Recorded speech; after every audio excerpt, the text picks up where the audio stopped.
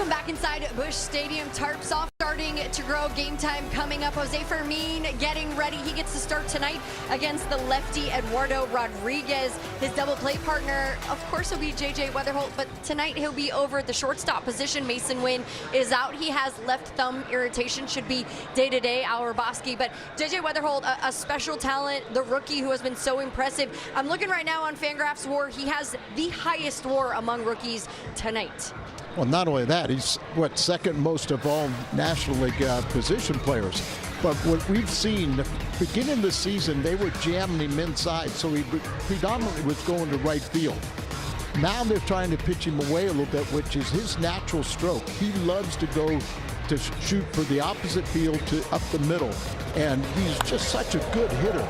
I mean, for a young hitter to want to utilize the entire playing surface, and remember, he has power out there. He's got the 12 home runs. He leads in so many different factors. He's also a clutch performer with a 309 average with runners in scoring position. But when you look at his numbers, he has to be one of the leading candidates, if not the leading candidate for Rookie of the Year. Yeah, I think his ability to stay so calm and present in the box and no panic. There's never a panic from JJ Weatherholt to utilize the other field to stand up straight and have that confidence so young. He's been mature his whole life. Talk to anybody. That's what they say about JJ. So and what a great defensive second baseman. Yeah. His natural position is shortstop where he plays tonight. Yeah, well, it'll be a blast tonight. I can't put my finger on it, but it feels like, Chip and Brad, it's going to be a special night tonight here in St. Louis. Kyle Leahy gets to start. Enjoy the game.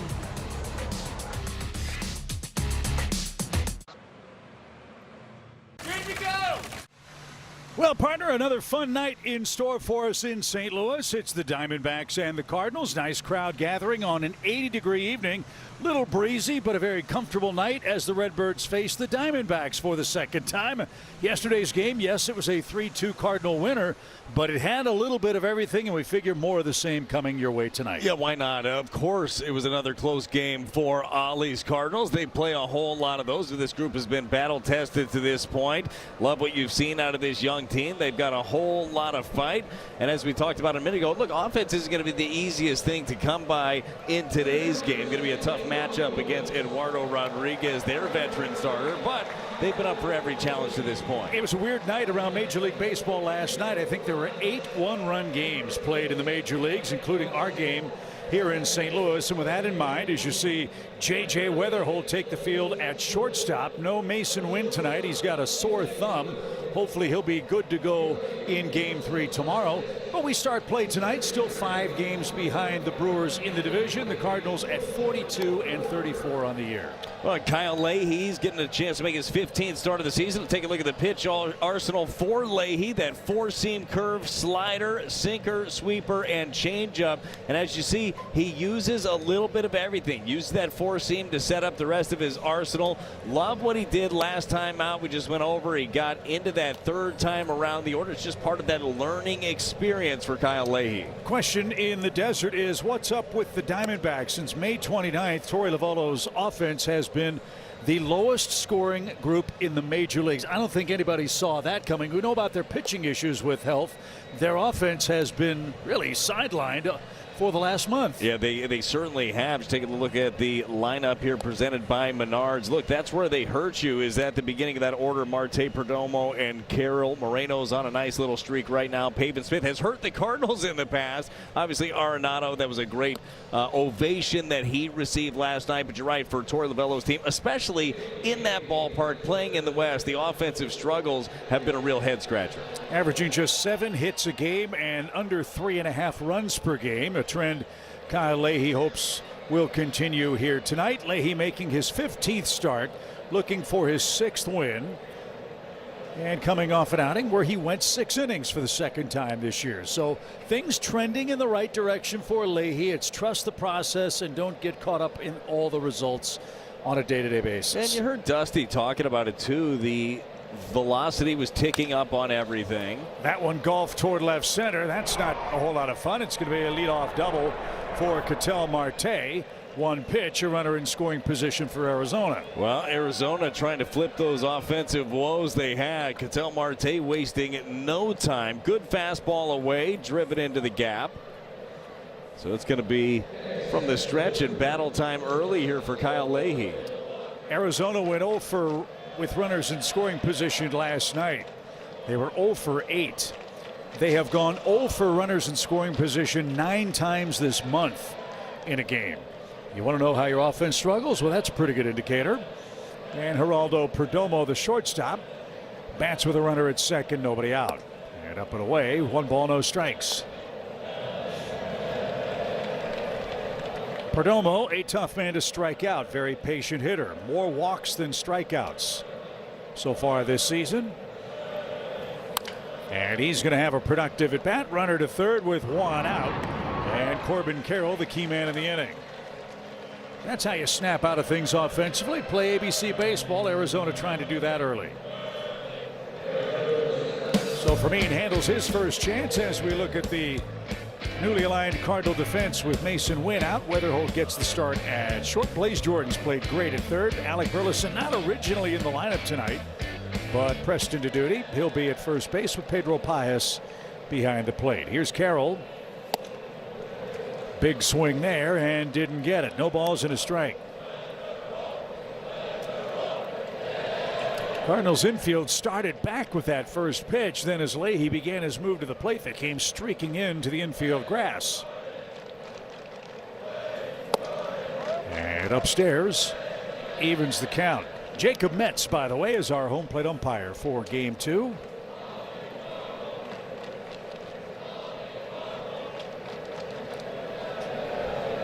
One ball, 1 strike. That's been Leahy's best pitch. One of the 2 best pitches, I think, in recent days. It's been really good. That change up, bottom falls out of it, catches the bottom of the zone. That pitch has been very good. The curveball has been very good as well. 1 ball, 2 strikes.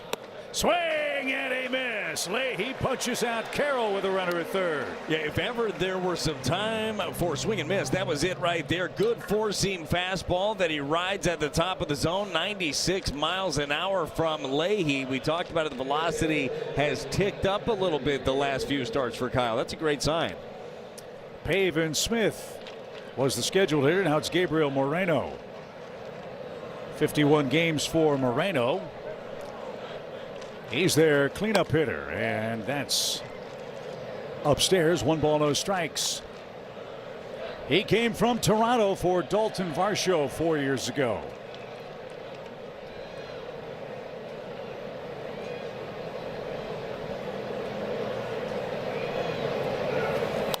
Cued off the end of the bat foul. 1 ball, 1 strike.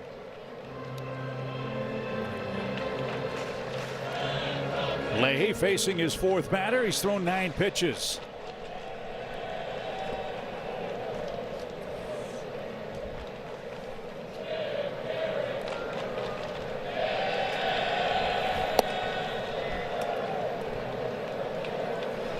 Two balls and a strike.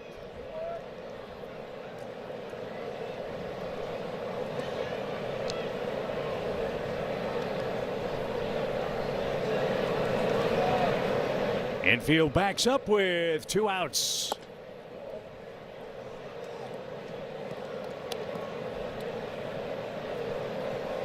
Well, the sweeper's got some real life on it. Right now it's just trying to find that release point for Kyle Leahy. A little bit too much action.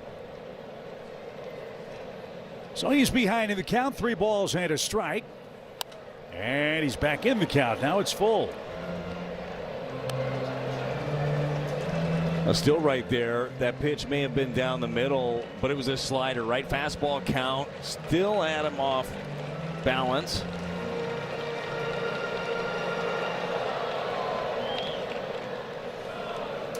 So Leahy stretches his 3-2 pitch instead. Time will be called.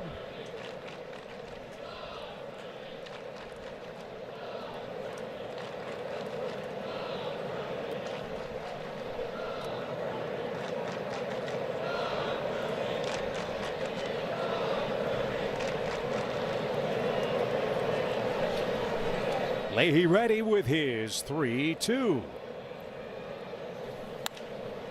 And up and out of play off to our right. That'll ricochet off the facade of the second deck And the fans will scramble for the souvenir.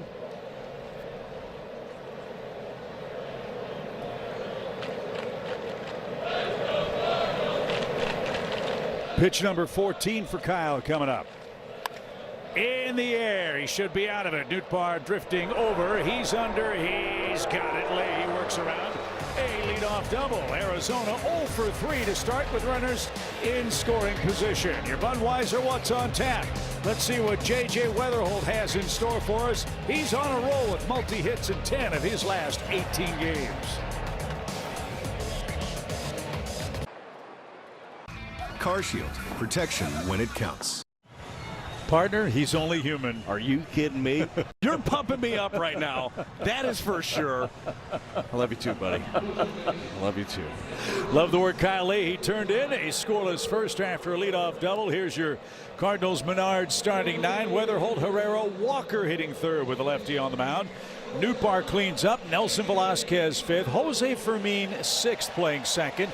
Alec Burleson drops to 7th with a lefty. Then it's Blaze Jordan and Pedro Paez. And the lefty on the mound, Brad, is awfully good. Eduardo Rodriguez 6-2 so far in the year. Yeah, look at Eduardo Rodriguez, the veteran, just hit the 10-year mark last season for him, but this is a guy that's got big time stuff. Take a look at the pitch arsenal for Rodriguez. The four-seam fastball, the velocity doesn't show much, but it plays better than that. Change, cutter, curve, and sinker. Most of the strikeouts this year have actually come with that four-seam fastball. No balls and a strike for JJ. Rodriguez ahead 0-2, coming off a win against the Angels, the 100th in his major league career. Weatherholt thought that one was off the plate. Won't challenge here in the first, but finds himself, Brad, down 0-2. Well, this is a guy that's battled, though. We've seen this so many times for J.J. Weatherholt. Getting a count like this, foul a couple off. Like that. No big deal. Then ball 1, ball 2. Let's see how much we can predict here. And then home run. You know, it's that simple, really. It's been a while since the Cardinals have seen this guy. He last pitched against St. Louis in 2017. So obviously none of these Cardinals have any head-to-head history with Rodriguez, who's the 9th native of Venezuela to win 100 or more games. He's doing that for his manager, Torey Lovullo, who's a really good one. You and I were talking about it before. I can't believe that Torey Lovullo is already in his 10th season as manager over here for the D-backs. Shocker. Ball 1, ball 2. Here comes the home run. Don't say I didn't tell you. Boy, if this works, that would be awesome. 2 balls, 2 strikes. Not to be. There's a swing and a miss on a changeup, and Weatherholt is down on strikes. Well, skip the lottery. Here's how the Diamondbacks line up. Arenado and Moreno, Gold Glovers.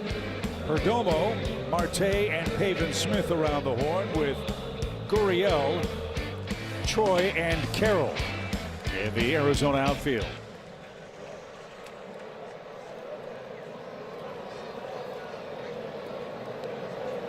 One up, one down for Ivan Herrera. And that's in for a strike. Herrera 1 for 3 last night. He's got a .406 on base percentage and has reached in 18 straight games for the Cardinals. He's getting his share of hits. He's getting his share of walks. We know how often he's getting hit by a pitch. But more importantly, Brad, he's scoring a ton of runs during this hot streak. He is. I mean, really, when you look at the top 4 in the order for the Cardinals, a little different look today with Nude hitting 4th. But that group has been so productive. Everybody's just playing their role really well. And out of a 2-hole hitter, look, you want a guy that makes a lot of contact. He does that. You want to get to a guy that gets on base a ton. Yeah, does that. 471 clip during his 18-game on base streak. And he's got a bunch of pop. Tantalizing pitch, but Herrera took it to even the count. 2 balls, 2 strikes.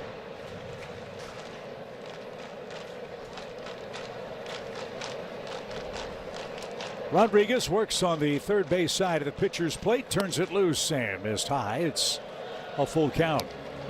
He will walk. He's issued 35 of those, along with 9 home runs this year. 5 of those 9 homers have come in his last 5 starts. Outfield very deep for Herrera with the bases empty and 1 man out. And that one right down Broadway, and back-to-back strikeouts begins Rodriguez's night. Looking for something else there, I'm guessing. Sneaky sinker right here. Crossfire down and in. That's the thing with him. As we looked at the velocity, see 92, 93, but he gets on you quickly. He hides the ball extremely well. Going to be quite the challenge here. That changeup, you think, going to be part of the challenge against Jordan Walker. Something tailing down and away. Jordan took an 0 for 4 last night. The Cardinals press notes had an amazing stat. The longest that Jordan has gone without a hit is 3 games this year. You talk about market improvement. There have been no long self-inflicted stretches of cold offense for the Cardinals All-Star game hopeful. Oh, you're right. And the other thing that goes with that, and these two are hand in hand, is when you see him, you just see confidence, right? Even when you do have one of those small streaks where he's not swinging the way that he wants to, you still believe that he's going to click in.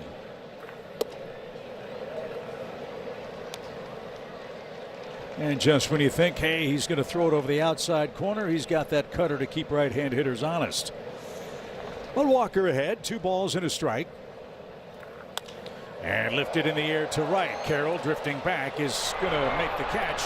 And it's 3 up, 3 down in the Cardinals first. Jim Hayes is with us tonight. He'll be joined by Cardinals hitting coach Brant Brown. We're scoreless early in game 2.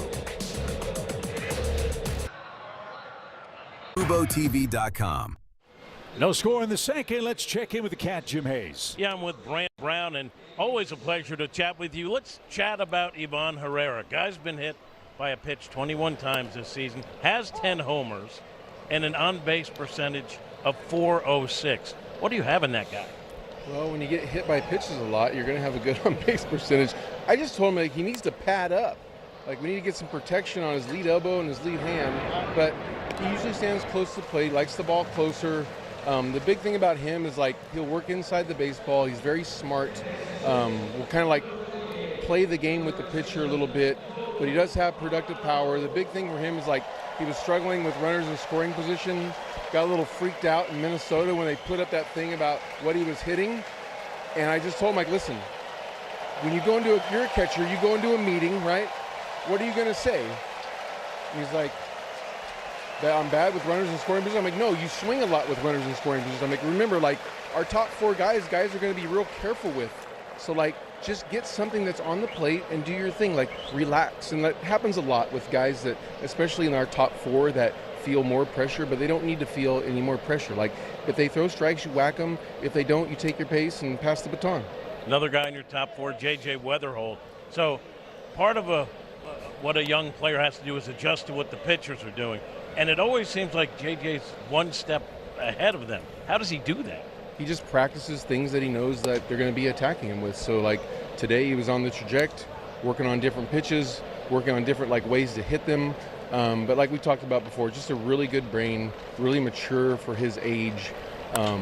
Sometimes I worry about he has no panic, but, like, I'm panicking, you know? So just trying to keep him aware of just what the league is doing. We always do. We check in with them, tell them they're doing this, they're doing that. I always tell him what the pitcher's going to throw 0-0 in case he wants to ambush him to lead off the game. But other than that, like, he's just really smart. He can talk through things and communicate. He's mature. He's mature. Thanks for the more chat. More than us. Yeah, more than us. More than us. That's true, Chip. More than us. He ain't lying.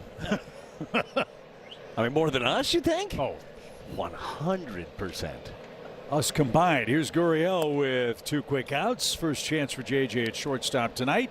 Low throw, but dug out by Alec Burleson. It's one of those things, too, for a young player. Oftentimes one of the hardest things to do is figure out how to get a routine, how to prepare. Well, those seem to be things that J.J. Weatherholt already has. He already knows what he's doing, knows what to do with his time. You think about it when you're in college, you got classes, you got different things you got to get to, then you get to baseball practice. Here, this is life now, right? So you have a lot of time at the ballpark, but time well spent every single day for J.J. Weatherholt. And learning on the fly, facing pitching you've only seen on a traject machine or on video. It's far different when you're standing in the batter's box. I can't wait to see what J.J. does once he goes through the league a time or two. Kyle Leahy with a swing and miss. Yeah, guys, that's the third out. Don't have to throw it around. We head to the home second. Still no score.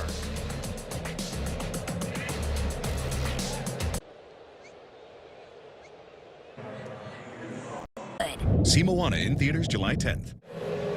Make your favorite players all-stars. Scan the QR code to cast your 2026 Konami eBaseball MLB All-Star ballot. You can do that every day or visit MLB.com/vote.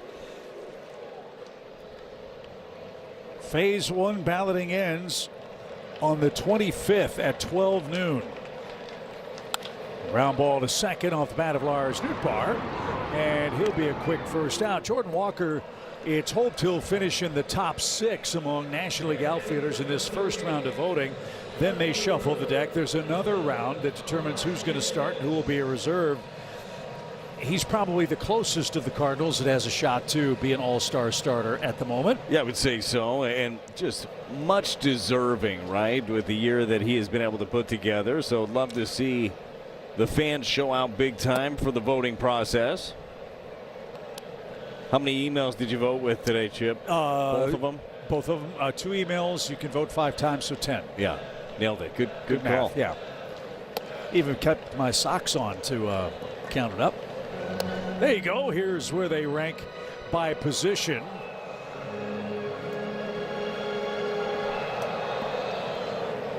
But who knows, if a couple of those Cardinals don't make it as starters, perhaps they'll be named as reserves. Dave Roberts is the National League manager. Ollie will also be joining the National League squad in Philadelphia. Yeah, pumped up for Ollie to be on that staff. I know that he talked about what an honor that is to be named to it. And how cool is it to see in a year that we know coming into 2026, a bit of a transition year, a year where you're going to let the young players go see what they have and go prove something, to have that many guys that are even in the mix for an all-star game. Very impressive for all these bunch. And depending on how your roster's configured, the Cardinals either have the youngest or the second youngest team in the National League, if not all of baseball. The Marlins are on that list, and we'll see them next here on the homestand. But you want to get excited about the future. Well, the present's pretty exciting, too, with what these kids are doing. They are not fazed at all about any of the outside expectations or lack thereof. They come to the ballpark and grind 27 outs a day. Little chopper hit toward third. Arenado's got the chance. Throws on the run and gets his man by a step. 5 up, 5 down for Rodriguez.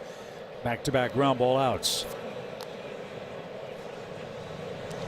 Not surprising, during Jim's great interview with Brant Brown, the crowd here at Busch Stadium, another standing ovation for Arenado. He's going to get a couple more of those the rest of the way in this series.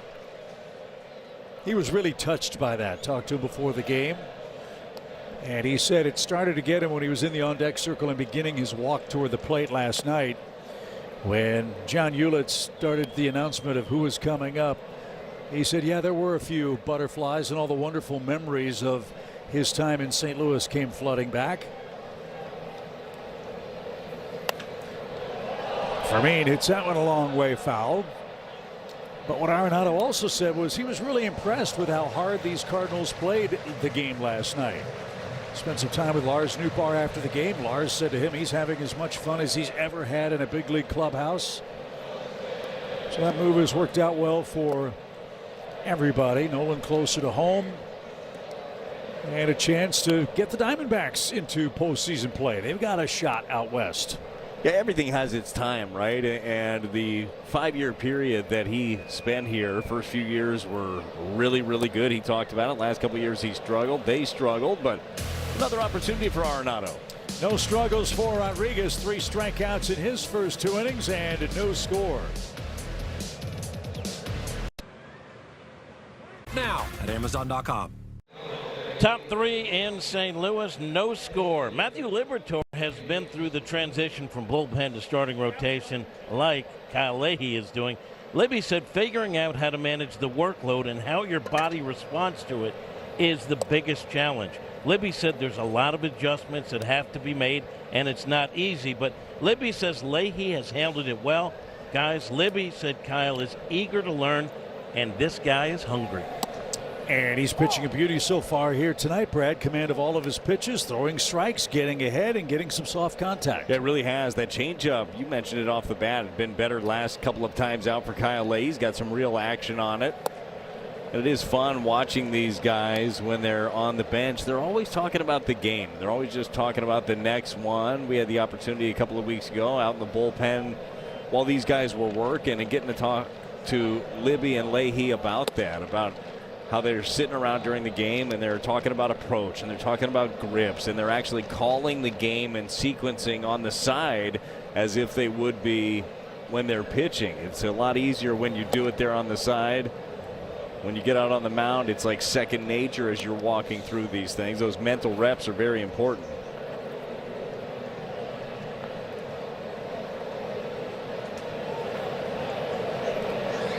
Three balls, two strikes for Lujamas Groover, who smokes that toward the gap in left center. That's going to get down and bounce off the track and into the seats. That will be a rule book double. And again, Arizona has a leadoff two-base hit, their second of the game. Well, Groover gets a fastball, Chevy pitch track. This one center cut at 94 miles an hour, and he doesn't miss it. Into the gap, bounces into the seats, and find a runner on second, which really brings us perfectly into our Toyota key to the game here for Kyle Leahy. The key is going to be stingy is the way that I want to look at it. Runners in scoring position. Did a good job already. 0 for 3 in the first inning, 0 for 8 in the ball game yesterday.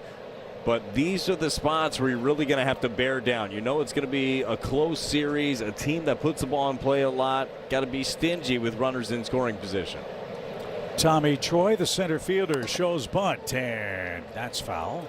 Strike one. It's been an ongoing problem for Arizona since May 31st. They're dead last with a 132 batting average with runners in scoring position. It's incomprehensible that a team that plays in that hitter-friendly park would have these many issues, but they have. And as Brad said, they're 0 for 3 to start tonight's play. Groover, good lead. No bunt that time. With two strikes, you don't expect that. It's 1-2.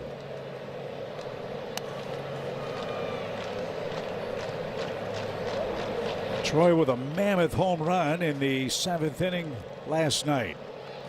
Tied for the longest home run in the ballpark this season. Another productive out, runner to third. And back to the top of the order, Ketel Marte is coming up.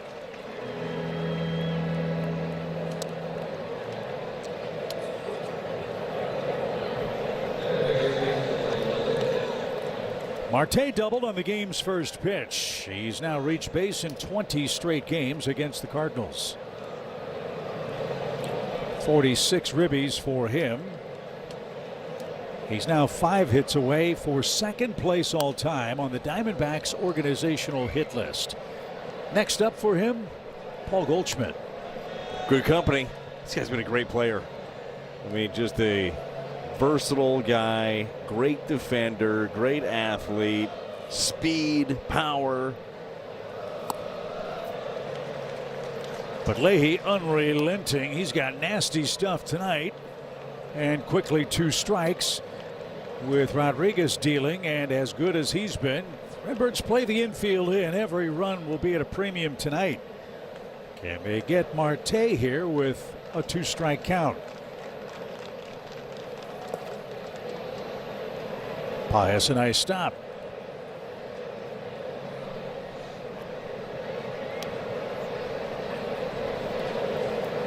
So Marte in the box.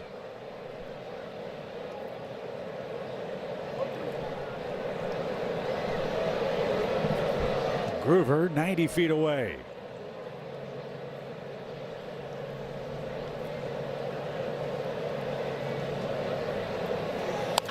Ground ball, just foul. Thank you very much. We'll try again. A ball and 2 strikes.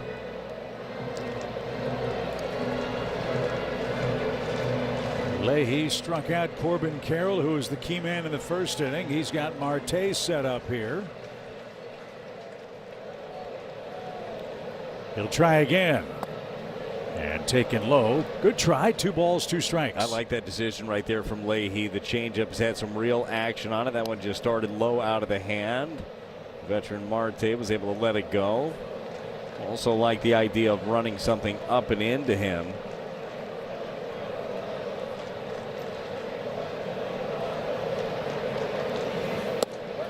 Strike 3 inside corner. It backed up.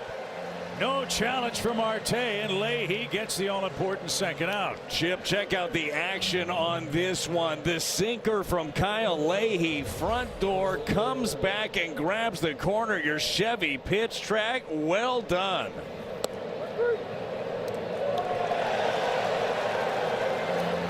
So now the infield can back up for Perdomo, who rolled out his first time. He advanced Marte to third base. This guy knows how to stand out in a crowd. Check out the batting glove shoe combo tonight. Oh, you're not going to lose him. That's for sure. Like, that's the kind of stuff I want my kids to wear when we go to big events. And we've got a Cardinals challenge. The pitch called a ball. ABS powered by T-Mobile, and it was. So the Cardinals have one challenge remaining. St. Louis has one challenge remaining.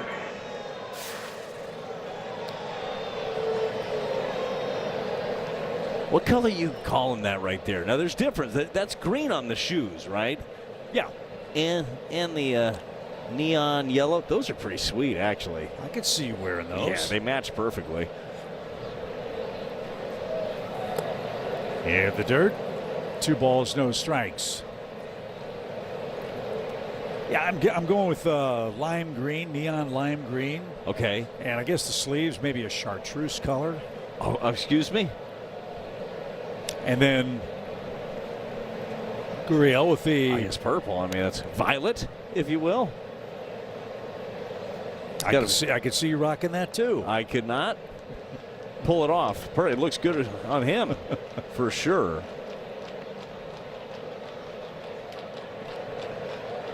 Two balls, no strikes.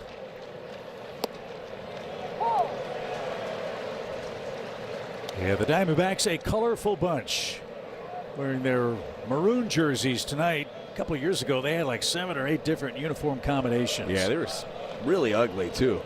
Most of them. That's just my opinion. Line to first with fashionista Brad Thompson. Chip Carey from St. Louis. Leahy works around another leadoff double and keeps our game scoreless. Welcome to Jock in the Box.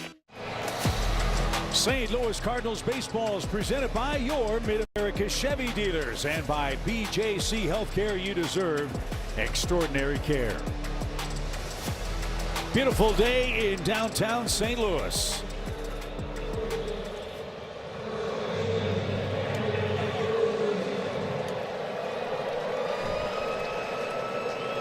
Is that mustard on that or ketchup? What do you think is on that? It's got to be mustard. Alec Burleson leads off and takes strike. 6 up, 6 down for Rodriguez with 3 strikeouts. Well, Burley, as you mentioned, was scheduled to have the day off today. Not the case now with Mason Wynn coming out. They shuffled some things around. Down 0-2. Look, left on left has been a struggle this season for Alec Burleson. Came into action hitting 189 against the lefties.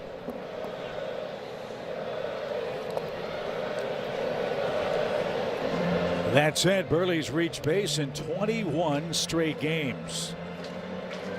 Alec is already 15 hits away from 100 on the season. He's got the 4th highest hit total in the National League, despite those troubles. Yeah, for sure. Against lefties.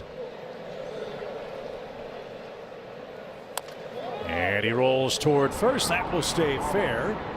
And 7 up, 7 down for Rodriguez. 1 away in the Cardinals half of the third. So our Bet365 betting odds. It's Blaze Jordan's turn. Boy, this kid's made quite an impression. He's got hits in 7 of his first 10 Major League games. He's come up. He started every game since he's been there. He's got some real runway over at third base. I mean, you look at it, it's kind of his position right now to see what he can do with it.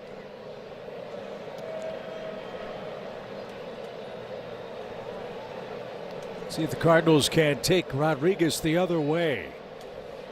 No hits yet. And a scotch low, 1 ball, 1 strike.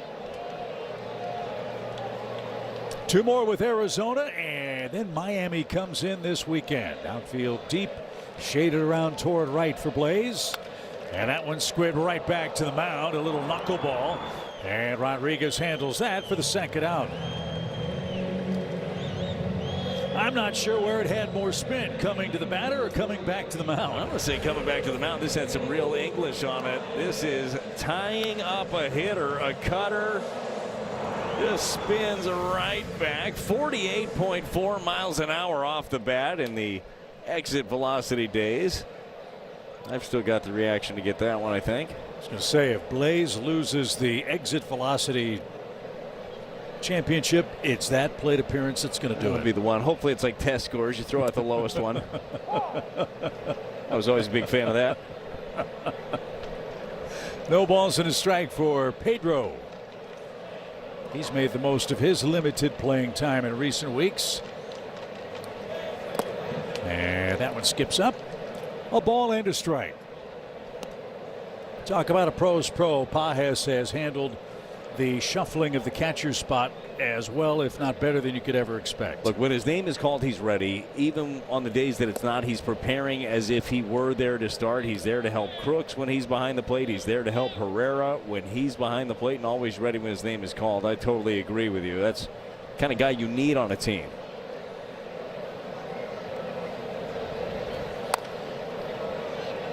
That's bounced foul.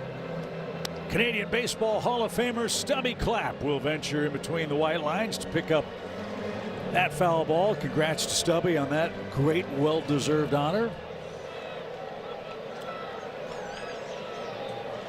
He's one of the stories of the Cardinals' success so far this year. The airtight infield defense St. Louis has played, a lot of that is Stubby's responsibility. And he works so hard with these kids to get better every day.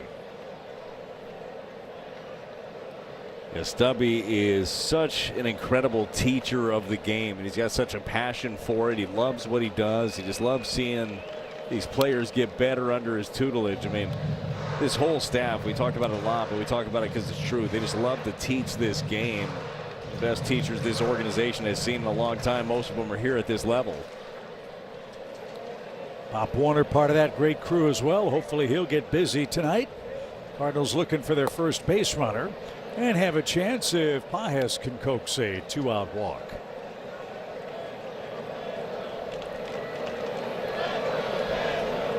Told you Rodriguez is awfully tough. He's pitching great. This is the 7th pitch though for Pages.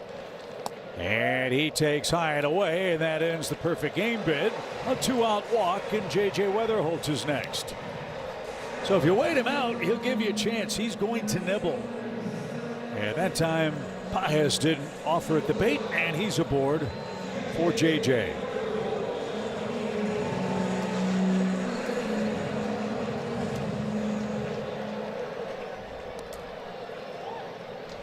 So can the Cardinals wait this guy out? Can they take him the other way? J.J. tried. It's on the ground to Perdomo at short. He'll shovel to second, and they get the Cardinals catcher.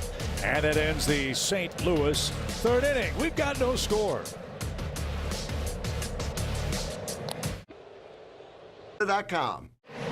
This Sunday is June 28th. It's Black Heritage Day, presented by Ford at the Ballpark. With your theme ticket, fans take home a Cardinals jersey designed by artist Corey Rogers, and you'll enjoy a Heritage Festival before the game. Get your tickets at cardinals.com/theme. That's Jose Fermin at second base for the Redbirds tonight. Leahy and Rodriguez pitching beauties. Kyle's worked around Brad, a couple of leadoff doubles. Arizona 0 for 6 with runners in scoring position. That was our key to the game, right? Be stingy in those spots. You got to be able to make some pitches. Kyle Leahy has definitely been able to do that. It's got some real good action.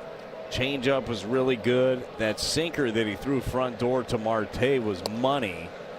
And you'll take strike one all day. This is kind of how Kyle pitched in the bullpen last year. All of his pitches were working, and he was so confident with his stuff. That's what made him so maddening, is coming out of the pen. He had 6 pitches that you couldn't eliminate. Another good one there. That changeup gets the rollover from the ever dangerous Corbin Carroll. And so, again, our conversation with Ollie is you have to trust the process. If you look at the breakthrough year that Andre Palante is having, same thing for him. Starter, or from bullpen to starter. There were some bumps along the way. Matthew Liberatore, same thing. Same thing is happening to Kyle Leahy right now, although they say the underlying numbers are better than the results have been lately. Yeah, look, they have all of their internal metrics that they look at. And sometimes we look at a box score and you say, well, this guy's doing well or this guy's struggling. They're looking at far more layers than we would. And they're liking the direction. A lot of things are pointing for Kyle Leahy, and that's a great point too, Chip, is the fact that you got to go through some struggles. You got to go through that learning curve to ultimately get to where you're going. And I think that Leahy has gone through some of those this season. He'll continue to go through them, but you're going to learn from them along the way, to your point, like we've seen with Palante. Good pick by JJ. Loads up. There's a stronger throw. And Moreno is retired. 2 outs. You were a relief pitcher. You converted to a starter. What is this process like? What was the most difficult thing for you? Everybody's different, I know, but what was your biggest challenge in doing what Kyle's trying to do? Well, really, it's the concept of obviously the buildup of throwing just more innings, right? Sheer innings and just the strength to be able to do so. But it's getting guys out more than one time. In the bullpen, that's the mentality, and those are your meetings. Hey, how do I get this guy out one time? I'm facing him once. How do I get him out? And you're able to unleash whatever your nastiest stuff is. You get him out that one time. Well, it's different as a starter. You have to use your arsenal differently. You have to remember how you attacked, and obviously having a catcher that remembers those things along the way with you is good. You can't fall into patterns. And it's even harder now because everybody's got every tiny little bit of information about you, your tendencies, your quirks. I mean, everything is there. So being hyper-focused on those things is important too. It's just being able to use your arsenal differently. Well, he's using it great tonight. Another 3-up, 3-down inning for Kyle Leahy. Scoreless in St. Louis. We got a great pitchers duel brewing. Ivan Herrera and the heart of the Cardinals order is coming up next. New salad stuffers, only at Panera. Well, Mr. Rodriguez is our arch enemy so far. He's yet to give up a hit. 9 up. Well, I should say 10 up, 9 down. He issued a 2-out walk to Pedro Paez. That's the only Cardinals base runner. That, though, Brad, the first time through. Let's see what adjustments the St. Louis offense makes starting here in the 4th. Well, at least now you've seen him again, right? You mentioned it. The Cardinals in general haven't seen him since 2017, so that means nothing to this club. Although out in front again, curveball. Herrera pops to right. That's going to be the first out of the frame. So 10 outs. Rodriguez facing Jordan Walker, who flied out to right himself.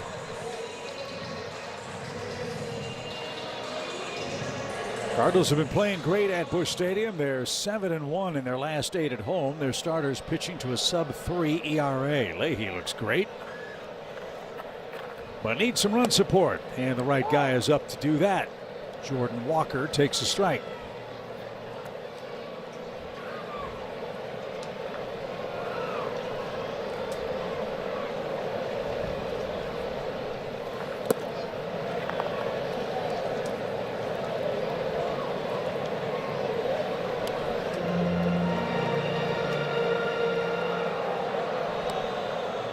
Nice crowd tonight at the ballpark, seeing 2 pitchers at the top of their games. As Walker takes upstairs, 2 balls and a strike. Tarps off, gang. I think they have the chests painted again. Last night it was vote for Jordan Walker. I'm not sure what they've got working here for game 2, other than the I love you Brad Thompson guy out there. That's a plan. And there's your base hit. Walker goes the other way. So again, the amazing stat for Walker, hadn't gone more than 3 games this year without a base hit. He's got his first hit of this series in the 4th inning. That's what happens when you're a big, strong guy. You can muscle a cutter like this in. That's a pretty good pitch in on the hands. Ability, though, to stay on it. So there goes the no-hitter. Let's see if Walker is in flight.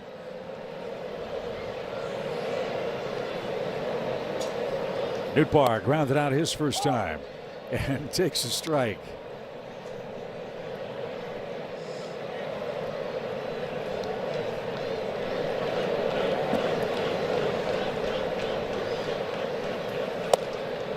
There, swung around toward right in the Arizona outfield. There is a ton of room in left center if Nootbaar can shoot one the other way.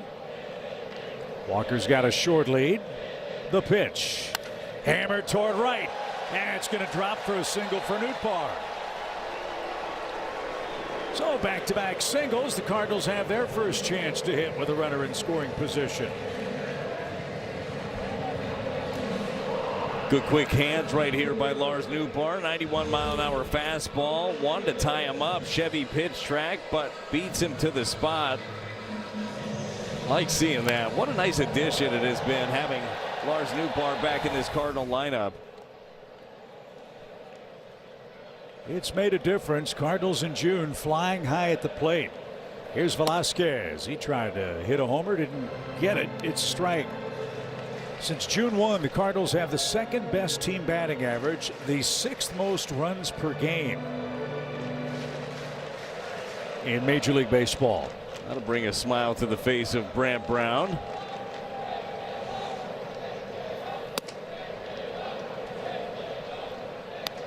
Just like that, it's 0-2. A couple of four seams at the top of the zone. We'll see if Rodriguez wants to go that direction again, or does he turn over that changeup? That thing's been devastating.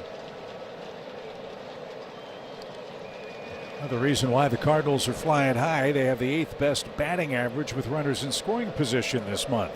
What a nice change that is, yeah. Right? Know the struggles that they had prior to June with runners in scoring position. That's popped back our way. Be nice to find a way to get Rodriguez out of this game early, get into that Arizona bullpen. While their relief corps has been good with the injury to Michael Soroka, they're going to have a bullpen game tomorrow. Yeah, it's been tough for them injury-wise all year. They lose Soroka. They also lost Ryan Nelson last week. I mean, just keep coming. Corbin Burns had a setback in his rehab stint. Yeah. A.J. Puck is hurt. But here they are still at 500. And Arizona a game and a half out of a potential wild card spot. No balls, 2 strikes. So after falling behind 0-2, Velasquez putting up a good fight here.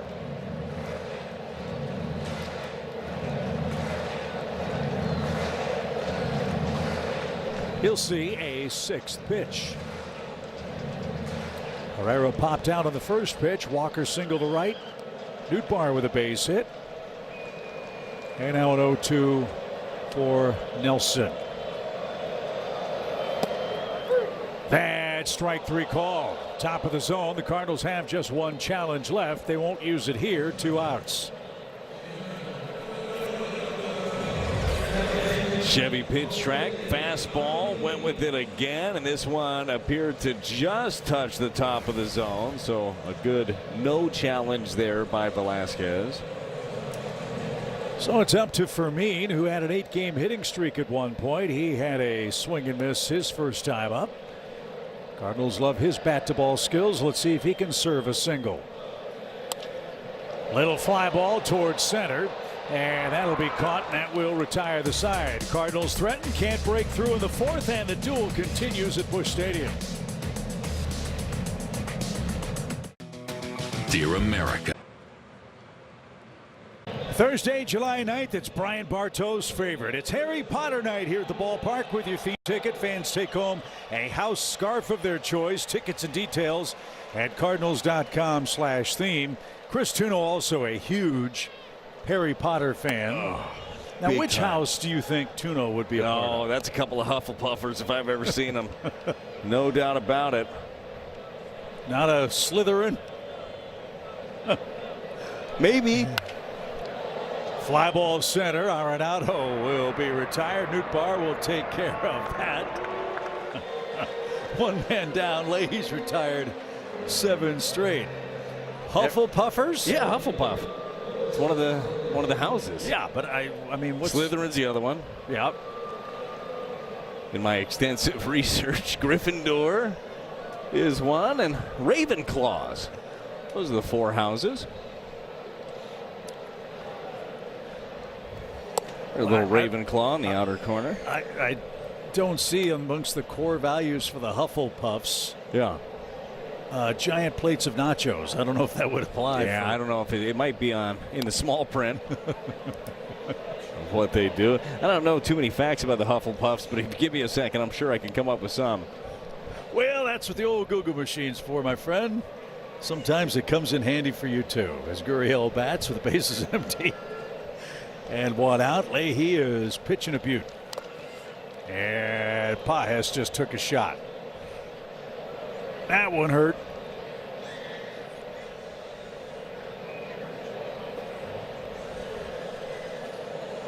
So this is why Tim McCarver called the catcher's gear the tools of ignorance. You have all that padding, and it misses the pad entirely. Right in between. We had this conversation, I think last week, Chip, of the new style of catching, the one knee down.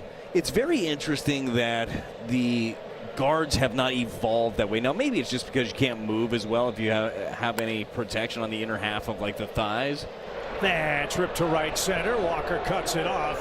Gurriel's going to try. Here's the throw. It's going to be late. And he's aboard with a one-out double. All three Arizona hits are doubles. They have yet to cash one of them in.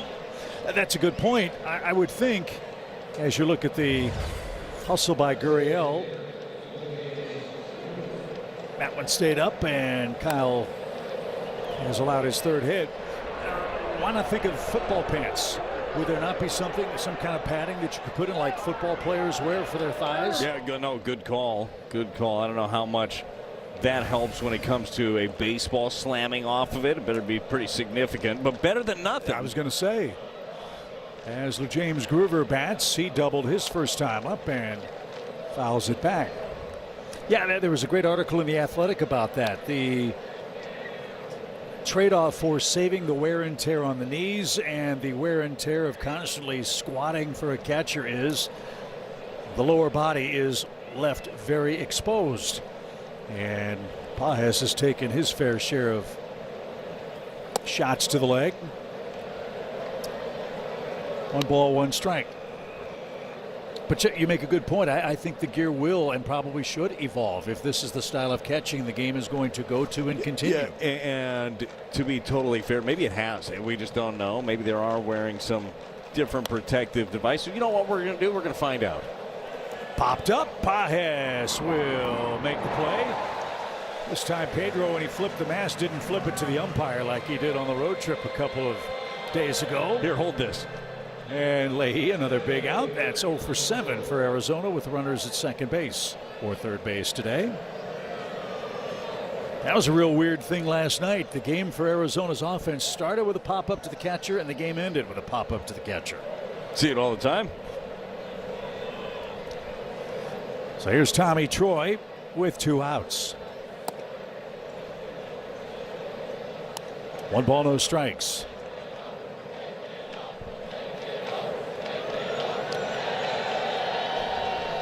Got some new members out in the Tarps Off crowd. Popped up right side again. Burley gives chase.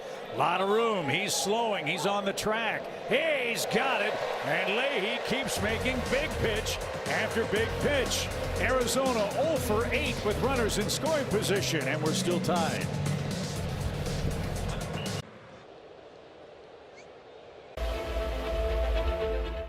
Well, Brad, hope you're ready. Friday night, it's Margaritaville night at the ballpark. Fans with a theme ticket get a Margaritaville-inspired hat, and you celebrate Jimmy Buffett at a pregame concert by the Boat Drunks. Get your tickets at Cardinals.com/theme. Chip, I got a feeling that you have plenty of outfits for Margaritaville night. I mean, look, you live in Florida. Yeah. You got, I'm guessing you got a couple of Tommy Bahama shirts that would work pretty well for this event. Yeah, I do. I'm going to wear the Cardinals giveaway shirt. Yes. That's coming. The all-over print? Yeah, that's the one. Couldn't remember exactly how they described it in the promo. But I'm going to wear that. We got to get you one. We can maybe wear that in the open.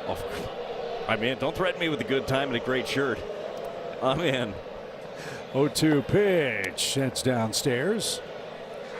Our producer Brian Shapiro is daring us to go tarps off after we have the Margaritaville shirts. Well, give the people what they want. Probably shouldn't do that. They got us covered, though. Yeah, they do. That one up the middle at short, sliding stop. Oh, and a first in time. Terrific play, Perdomo. And Burleson's robbed. 1 out. What a play up the middle right here by Perdomo. Rodriguez tried to go backhanded. Your All-State good hands replay. Ranging, sliding, throwing from a knee to get Alec Burleson. A heck of a play. Blaze Jordan's next. A soft liner back to the mound. His first time. What was it 48 miles an hour, I think? 48.4, Chip. Thank you. Don't want to shortchange him.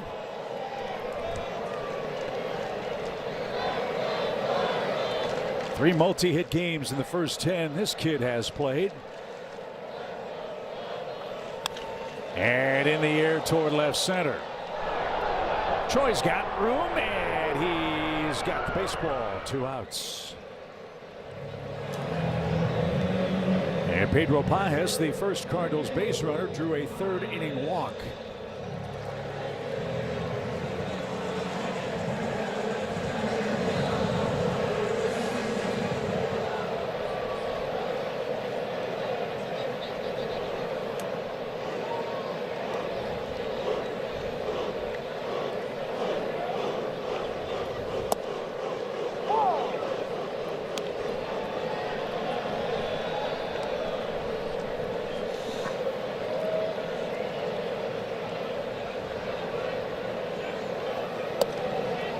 Up and away to even up the count.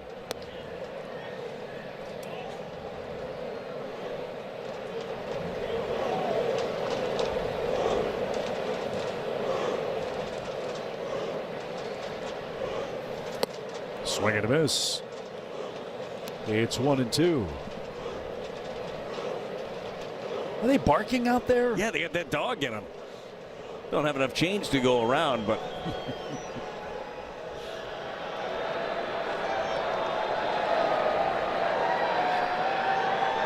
1 ball, 2 strikes. And that one is fouled at the plate. Pajes tried to yank that one into the Arizona bullpen. And that got a piece of Moreno behind the plate.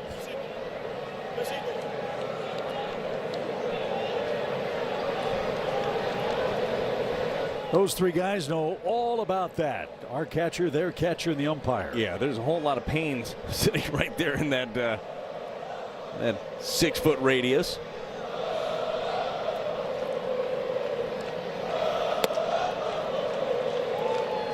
I was thinking with the World Cup going on, and St. Louis is such a great soccer town, we need to develop like a Cardinals soccer themed chant like they do in the English Premier League. You know, like some sort of a song that those guys could sing during the game. So like a whole song, not just the which I like. That's fine. But a whole thing. You want to write something? Not really. We could probably get it to the people. Well, you could do that. But you know how they chant to each other during the games? Yeah, no, I like that. Well, I think that'd be kind of cool. You can send your suggestions to our producer, Brian Shapiro. And a swing and a miss. Luckily for Brian, that's the 3rd out of the inning. Otherwise, his phone and email would have been across Cardinals Nation here in Game 2. We've got no score at Busch. This father.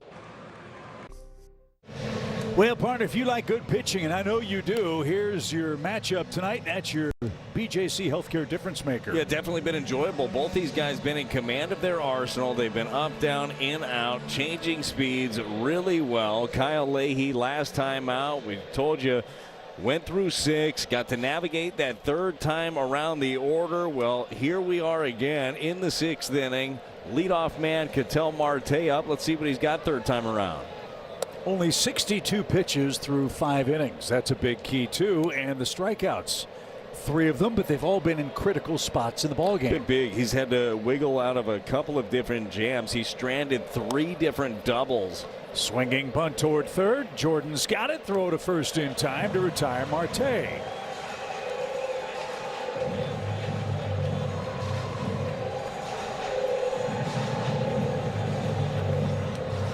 Seven ground ball outs for Leahy with 1 out here in the 6th inning. Now Perdomo is up. He's 0 for 2.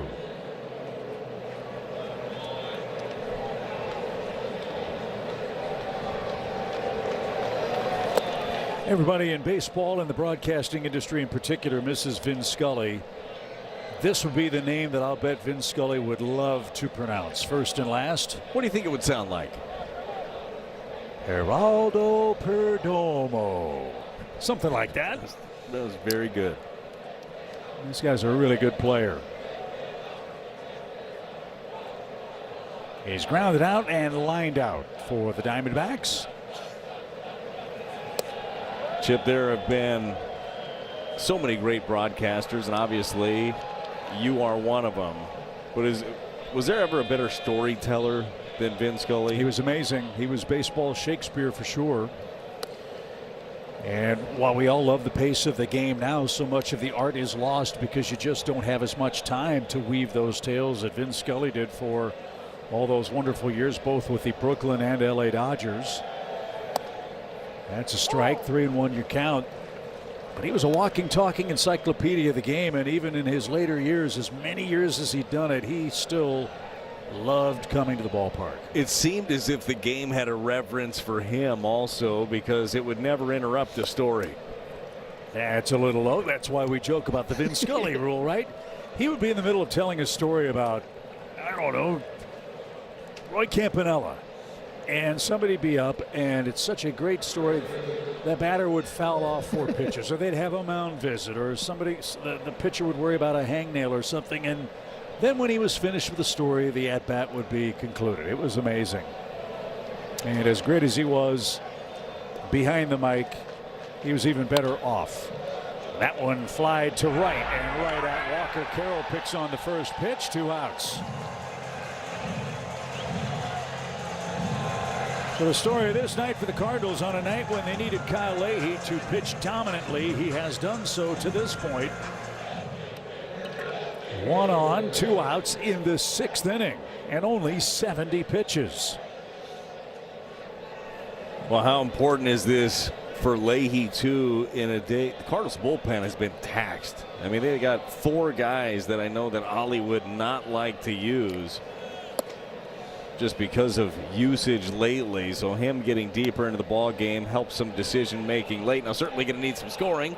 And ourselves a knotted up affair, 0-0. This is big. Moreno, a Gold Glover. Ahead in the count, 1 ball, no strikes.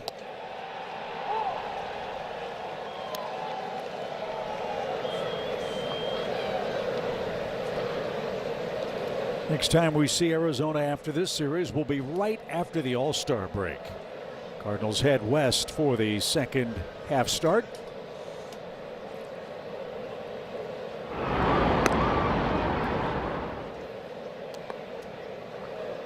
Even though Arizona's out of town today, it's a busy day at Chase Field in Phoenix. The MLB Draft Combine started today. The draft July 11th in Philadelphia, where the All-Star festivities will take place. Cardinals have 6 of the first 86, is that right? 6 or 7? Yeah, somewhere in that neighborhood. 86, 6 or 7? Grow up, Chip. Thank you. That was really good, too. You did the hands and everything. So it's going to be a busy time for Randy Flores and the rest of his staff. It's going to be fun, man. It's been so fun to see what some of these draft picks that Flo and his group have come up with over the years. Watch them develop. Runner goes, pitch a ball, throw to second, a strike, and in time. Paez guns out Perdomo. Catch and tag. Let's see if Arizona checks this at second base. For the moment, the call is out. They won't challenge. Paez with another missile ends the Arizona 6th. Kyle Leahy and the Redbirds looking for the game's first run.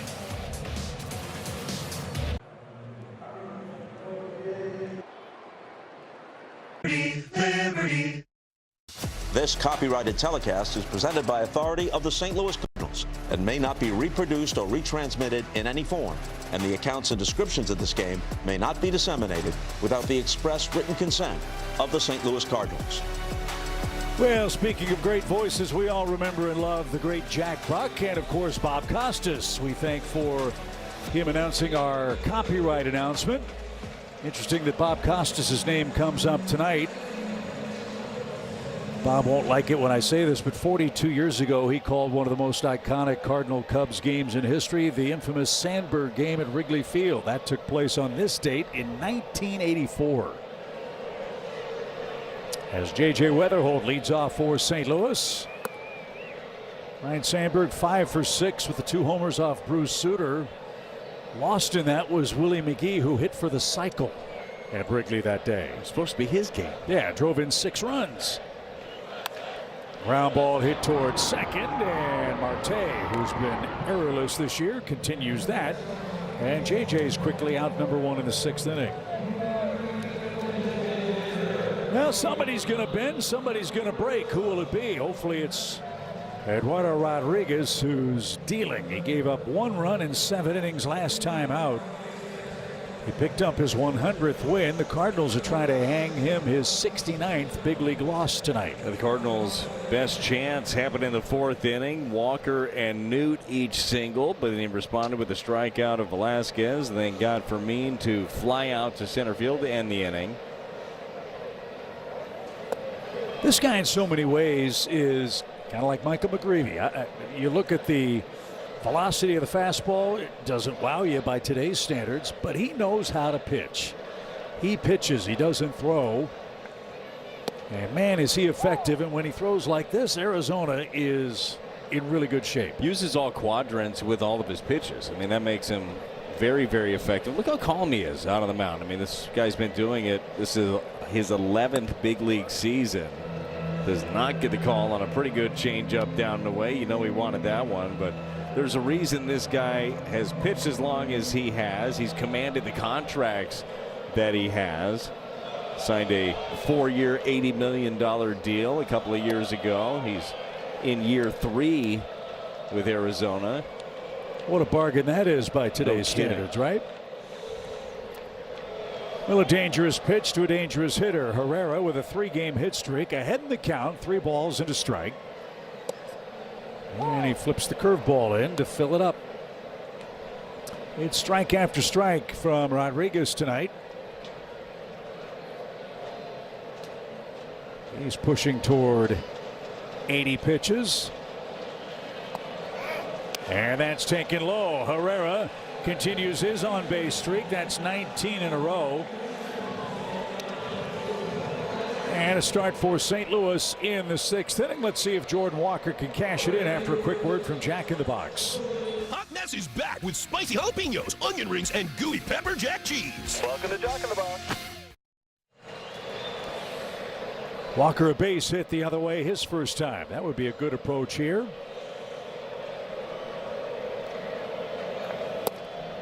And downstairs. One more note on Herrera. During this 19-game on-base streak, he has more walks and hit by pitches than strikeouts over the last 19. Huge. Walker shoots another one to right. 2 on, 1 out.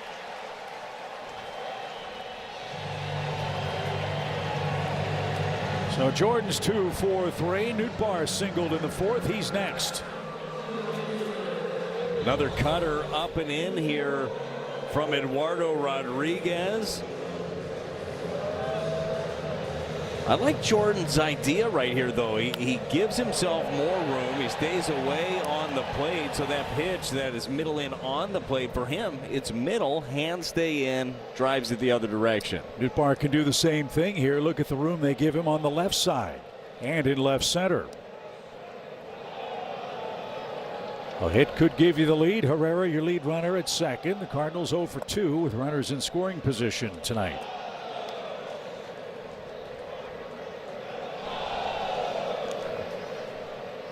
Look at all that room between Perdomo and Arenado. 1 ball, no strikes.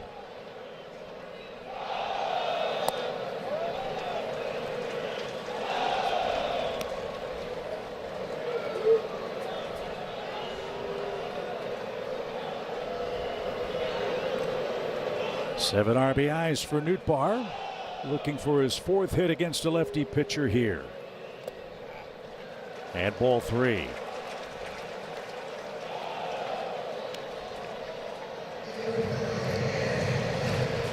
We've got Velasquez next.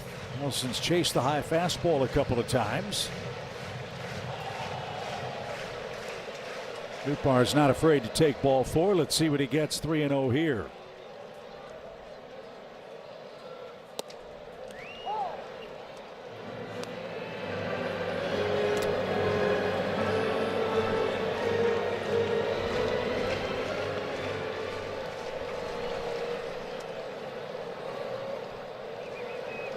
Check of the runners and a 3-1 pitch.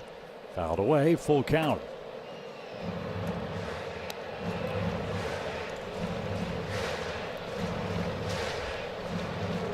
Nootbaar, the key man in the inning with 1 out. A walk and a single. The Cardinals threaten in the 6th. Rodriguez has had 5 full counts, and now Perdomo at short is signaling Troy to slide over to straightaway center.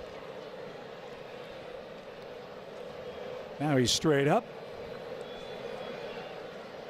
And the 3-2 is bounced out of play. What does that tell a hitter when Perdomo signals Troy to move about 20 feet to his right? Well, you know where they're coming, right? You know what direction they're trying to get you. Been trying to beat him up inside with a couple of fastballs. Now room in right center for Nootbaar. And pitch number 7 is over but low, and the bases are loaded. 2 walks in the inning. That's what you love about Nootbaar. He does not expand his zone, and look at Rodriguez. He made a good pitch, but an even better take. Yeah, it was a really good take, and I like the response there by Rodriguez. He even said, all right, nice. Like, I threw the pitch that I wanted. You laid off of it, so they're going to talk it over, see exactly how they want to approach Nelson Velasquez. But what a nice plate appearance right there by Lars. So here's a spot where you need contact in the air. A fly ball could give you the lead. Action has begun in the Arizona bullpen. It's Juan Murillo getting ready. Pitch is piling up for Rodriguez. He's headed toward 90. Hasn't had a whole lot of stress, but he's got some here in the 6th inning. Best chance for the Cardinals. Bases loaded. And Rodriguez tells the home plate umpire how he wants to work. Will he wind or will he stretch? Guessing wind here. Cardinals have done good work with the bases loaded. Here's their first chance tonight. In fact, St. Louis at 339 as a team with a runner at every base. This is Velasquez's second try at that. I'd have to imagine, Chip, part of that conversation was be careful on first pitch. This guy will let it fly. He did, and he pops it up. Perdomo drifts out. That's not going to get it done. And a collision, and the catch made by the shortstop. And now a late tag thrown to the plate is going to be in time. Cardinals try to steal a run. After the collision, Herrera tagged, and Arizona alertly threw to the plate. Herrera is out. Let's see if the Cardinals challenge. Looks like they won't, and St. Louis out of luck in the 6th inning. Chevy dealers. Well, partner, a lot going on in this sequence that ended the Cardinals 6th. Yeah, what an odd play it was. Perdomo is under it. He's calling for it. Troy in center field's coming after it too, and then Herrera trying to catch Perdomo sleeping, but he gets him on the one hopper. Very athletic play by Moreno behind the plate. That throw takes him into the line. He jumps over, still had a lane to slide into, and is able to drop the tag on him. Nice play on that side. Cardinals take a chance, got nothing to show for it. Yeah, Troy with the collision. Perdomo was camped out underneath that ball, and you could see the delay by Herrera, forcing Arizona to make the catch, make an accurate throw, and the tag. They did all of that. And St. Louis out of luck with a bases loaded chance in the 6th. So Moreno leads off the 7th scoreless. Moreno, Smith, and Arenado coming up. Guy Leahy's great start continues. He's quickly ahead 0-2.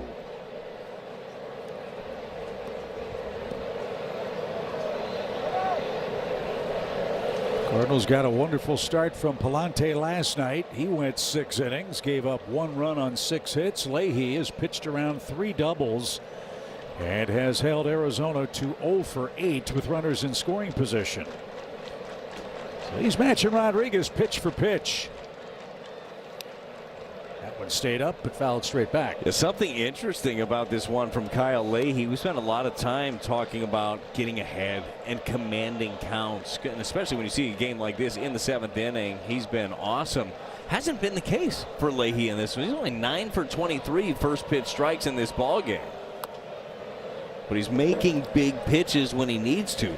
The misses, for the most part, the misses are like right off the edge or getting guys to expand. He's using his stuff very well.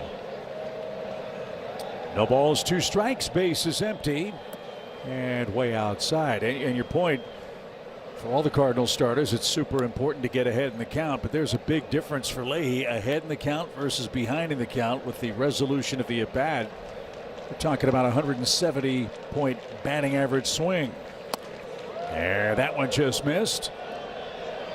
Good try. 2 balls, 2 strikes. Pretty good idea. Still some very good velocity in the 7th inning, and why not? Only 80 pitches right here for Kyle Leahy. Fly ball hit toward left. Velasquez has plenty of room. And Leahy has his first out. 1 up and 1 man down in the 7th. Rev up your Cardinals wardrobe Friday, July 10th when the Braves are in town. That night, fans take home a Cardinals garage shirt presented by Brown and Crouppen. Details at cardinals.com/promotions.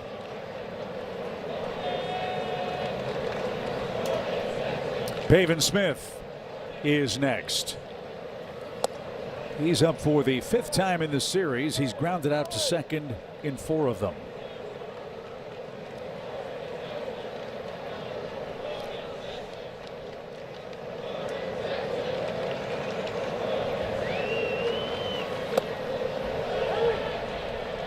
Two balls, no strikes.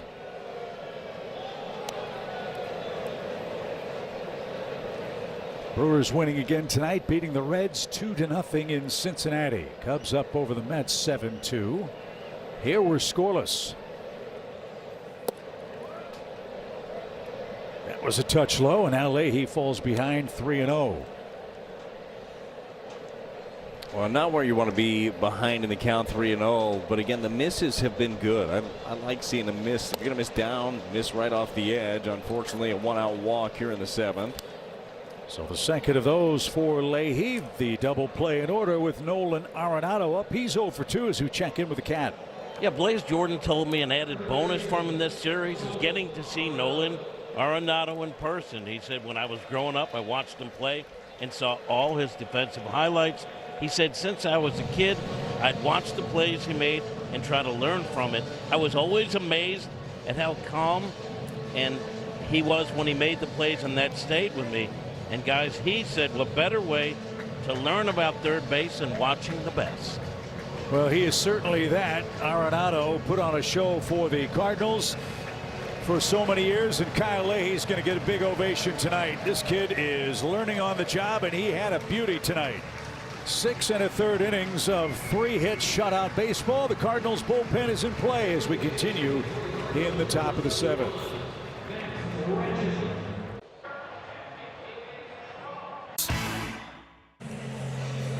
Well, that young man deserves a hug and a handshake. He was outstanding. Back-to-back outings for Kyle Leahy, Brad, where he's gone 6 innings or more. Yeah, 6 1/3. That is a career high there for Kyle Leahy. So great job. Hands it over to the bullpen. The rookie Max Radjic. He's in on the action. His 3rd appearance of the season, 3rd appearance of his career for your Chevy Call. He was called up from Memphis on Thursday. Debuted with a couple of innings against the Royals on the 18th. See if he can turn in his first shutout appearance in relief as he faces future Hall of Famer Nolan Arenado. Runner at first, 1 out in a scoreless game. Get that first batter. Cardinals have been a ground ball staff. Max could use one here with 1 out. And Arenado's going to challenge. That was called a strike. Batter challenging the call of strike. Let's see if Nolan is right. ABS powered by T-Mobile. He is. It's 3-0 now. Pitches the ball. Arizona has 2 challenges remaining.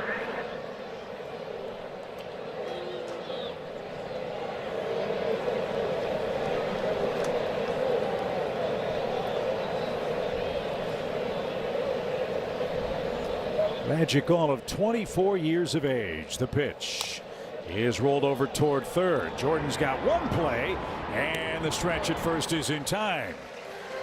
So he does get that all-important first batter faced. Runner in scoring position again for Arizona, and Gurriel is next, but with 2 outs. Oh, thank you right there to Nolan Arenado. 3-0 count. Got him reaching. Little easy ground ball to the left side.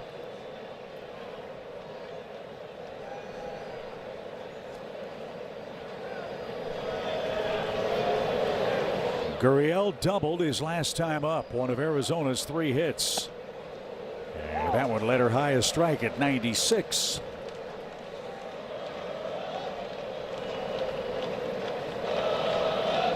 Rajic's the 3rd Cardinals rookie to debut.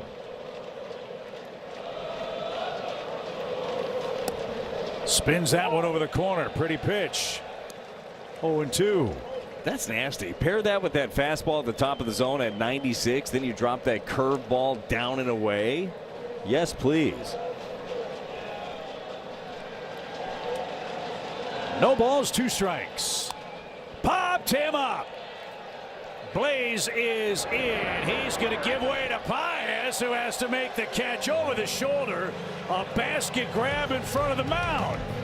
Kyle Leahy all smiles. It's 7th inning stretch time. You know what to say. Let's get some runs in game 2. The change. Welcome to Doc in the Box. This season scored 2-for-1 Cardinals tickets when you buy 8 or more gallons with the Fuel Forward app at a participating Phillips 66 or Conoco station. Learn more at cardinals.com/Phillips66. We're having some fun in the booth tonight. My partner in between innings was thirsty. Went and got a canned. I got a Coke Zero. Coke Zero, and he was handing me one. And as I was preparing to open it, I was warned not to. Yeah, Kim Eberly, our stage mom, ran over here and totally narked on me. I shook that thing up so good. Like, it was, that white Polo of yours was going to be in some trouble, along with the rest of our electrical equipment up here. But that was a risk I was willing to take. Kimmy wasn't. And saved you. The old no fun zone. Okay. Thanks, Kim. Jose Fermin leads off the Honda home run inning for the Cardinals. If anybody can go deep, it would give St. Louis the lead, and your Gateway Honda dealers will make a $1,000 donation to the Make-A-Wish Foundation. Boy, Leahy was terrific. 6 1/3 innings of scoreless ball. Rodriguez has matched him pitch for pitch. He's given up 3 hits. Cardinals gambled in the 6th inning with the bases loaded on a pop-up, a collision with the shortstop and center fielder. Herrera with a late delayed tag, I guess is the way you'd call it. It was such an odd play. I can't wait to actually hear about what went through that. What was the thought process, taking the chance in a situation like that. Either way, didn't go the Cardinals' direction. And that's why we're scoreless. 3-1 pitch, hammered toward the gap. Will that one get down? It won't. It hung up too long. Troy tracks it down, and Fermin's retired. There's your first out. Let's check out the Bet365 betting odds for Alec Burleson, a late addition to the lineup. Alec 0 for 3, hitting 7th tonight. He's trying to keep his on-base streak alive. It stands at 21 games in a row.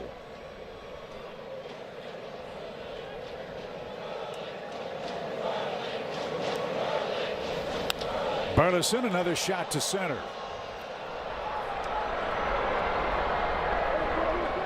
And it's up to Blaze Jordan to keep the inning alive.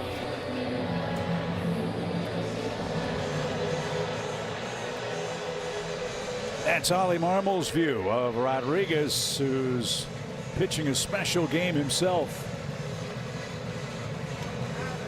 And that looks like it's going to be all Rodriguez is done after 95 pitches. Juan Murillo is getting loose.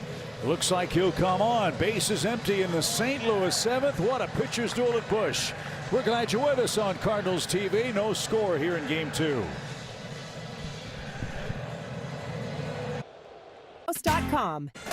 St. Louis Cardinals baseball is presented by Budweiser. This Bud's for you with my buds Jim Hayes and Brad Thompson, and thankfully Kim Eberly tonight. No score. Cardinals continue to bat in the bottom of the 7th inning. Eduardo Rodriguez is thankfully out of this game, but it gets no easier for the Cardinals because hard throwing Juan Murillo is the first to answer the Chevy call to the bullpen for the Snakes. Kind of feel like at this point after Rodriguez, anything is welcome. You're right. Juan Murillo going to be a different look certainly here for the Cardinals, but they've done a lot of their best work against some high octane arms late. And that's what Murillo has. He's averaging over 11 strikeouts per 9 innings. That guy struck out 5 in 6 2/3 innings with that mesmerizing fastball changeup combo.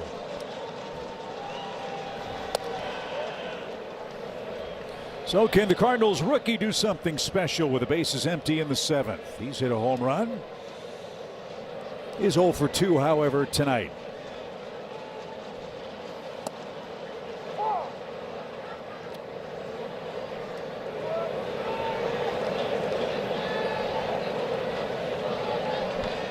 Outfield straightaway for Blaze, straightaway on the infield too, as the 2-1 is way outside.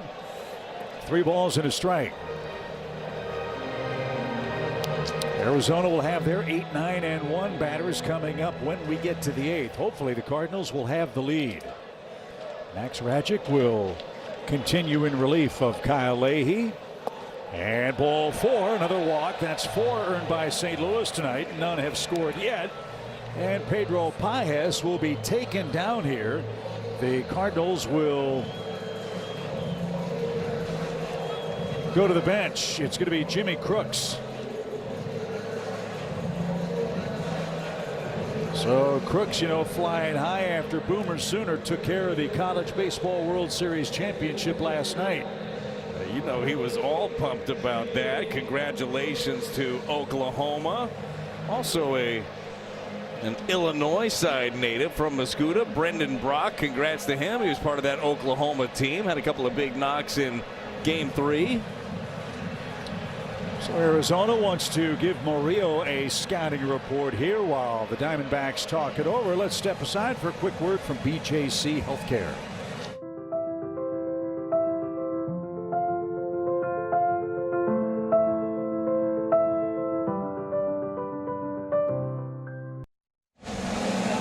Crooks was in the lineup last night. He went 0 for 3.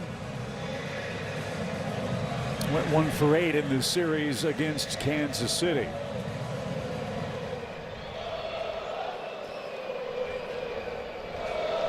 Let's see if he can launch one into the bleachers where the Tarps Off gang is hanging out.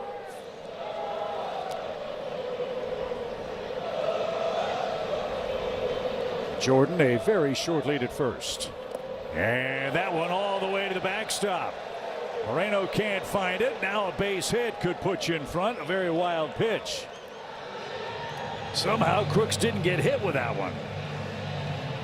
The old between the wickets on this slider. Murillo didn't want to make a mistake. He rips it right between the legs. Well, opposite field approach here would be beautiful. They've got a lot of room on the infield. Left side for Crooks, pinch hitting. That'll play 100 down and in. Crooks appearing as a pinch hitter for the 2nd time. Well, hits have been hard to come by with runners in scoring position this series. You know that Murillo right now with a base open at first doesn't have to give in. He's still got a base to give. Kevin Ginkel is getting loose in the Arizona bullpen, and he's getting hot in a hurry. 2 balls and a strike.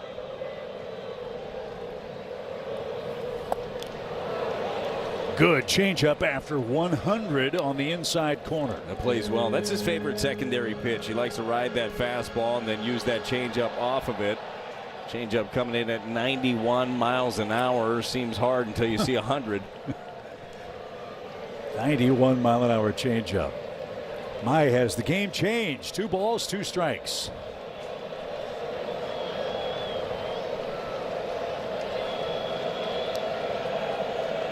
Plays Jordan, big lead. Inches back towards second, pitch. Strike 3 inside corner. Crooks couldn't pull the trigger. 100, 91, then 100 again, and the Cardinals are out of luck in the 7th.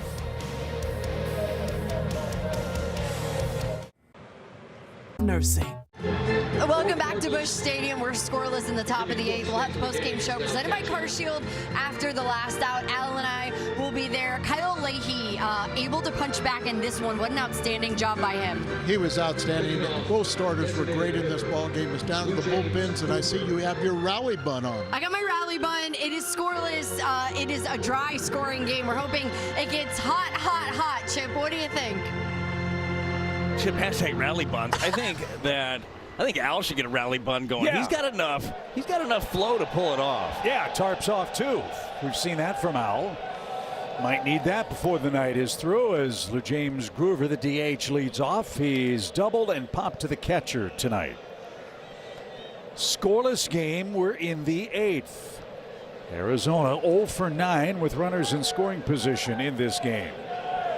And at this point, 0 for the series with runners at second or third base, continuing a long-standing problem for the Diamondbacks offense.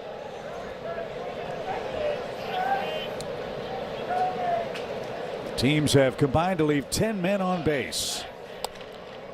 And Rajic misses again. 3 balls, no strikes. Don't want to put Groover on. He's the 8th place hitter. Then you think about Arizona bunting with the top of the order lurking. They can put it in play. He couldn't. A 4-pitch walk. So that's trouble in the 8th inning. And Troy is next.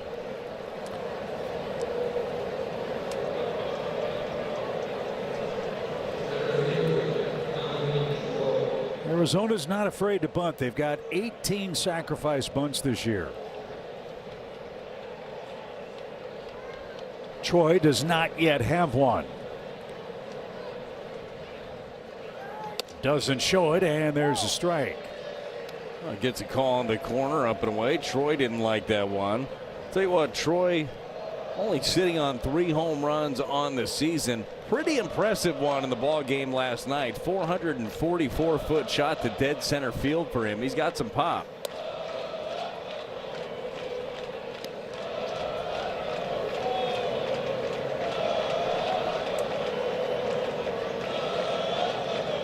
Troy, as we told you, out of Stanford University. 1 ball, 1 strike. There's the bunt try, and it's fouled away. It's 1-2.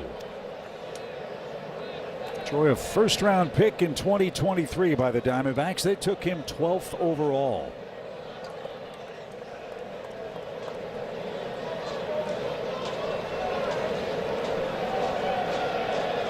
One-two is high.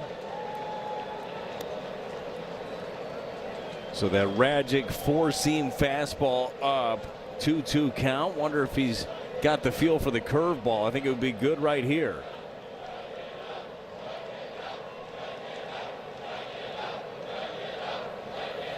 There it was. The Tarpsoff kids wanted strikeout number 1. They got it. 1 on, 1 out, top of the order. Well, he set it up perfectly. Rajic with the big bender. Look at that rotation. 12-6 breaking ball to get the swing and miss. Big pitch there by Rajic. How about a 2-ball here? Marte's doubled, struck out, and grounded out. Now they're shouting for the double play. Cardinals have yet to turn one tonight. Marte's hitting to 4 of them. When we get to the bottom of the 8th inning, Cardinals will have their first, second, and third hitters scheduled.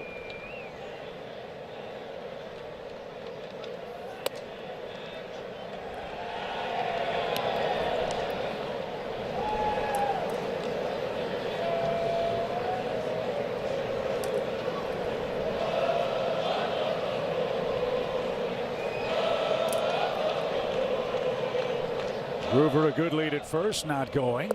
And changeup missed. 2 balls and a strike to the 10-year veteran Ketel Marte. He's out of the Dominican Republic. They signed him through the 2030 season.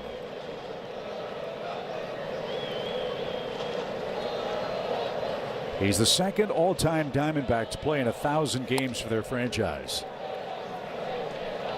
Luis Gonzalez, who's here broadcasting on Diamondbacks TV, is number 1 with 1,194 regular season games. Good company there with Gonzo.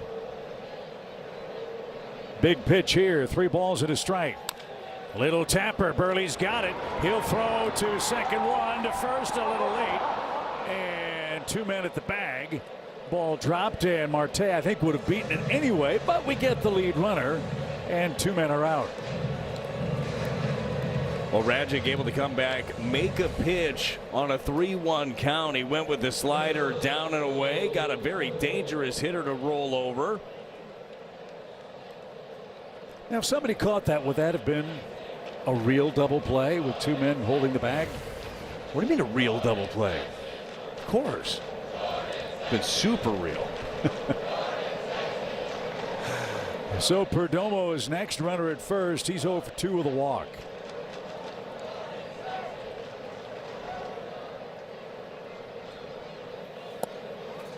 At the plate but low. Cardinals have just 1 challenge left. Don't use it here. Jimmy Crooks in harness behind the plate after pinch hitting for Pedro Pajes. He too with a strong arm behind the dish if Arizona tries to run. That's a strike. Weatherholt, Herrera, Walker scheduled in the Cardinals' 8th.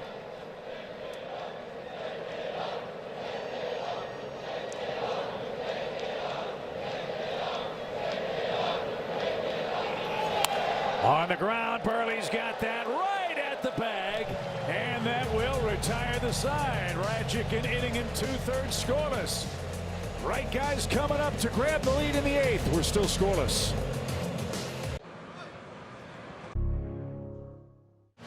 Well, partner, our Budweiser players of the game tonight, starting pitchers.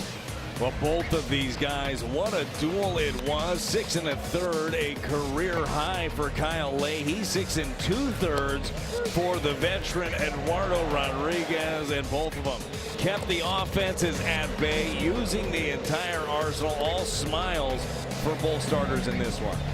So the top of the order will greet Kevin Ginkel, making his 300th career appearance in the major leagues tonight. Weatherholt will start first.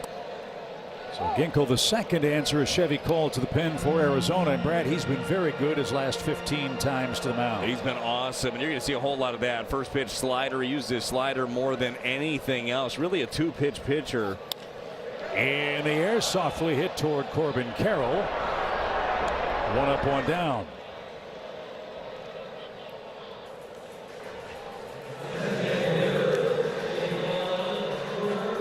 Herrera is 0 for 2, but has a walk tonight.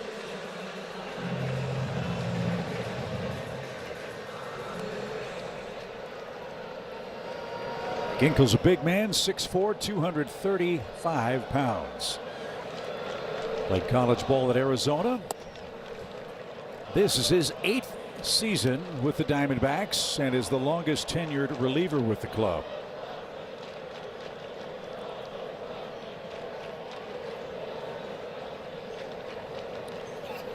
That's a hot shot toward third, but we hit it to the wrong guy. Arenado, a perfect throw. 2 outs.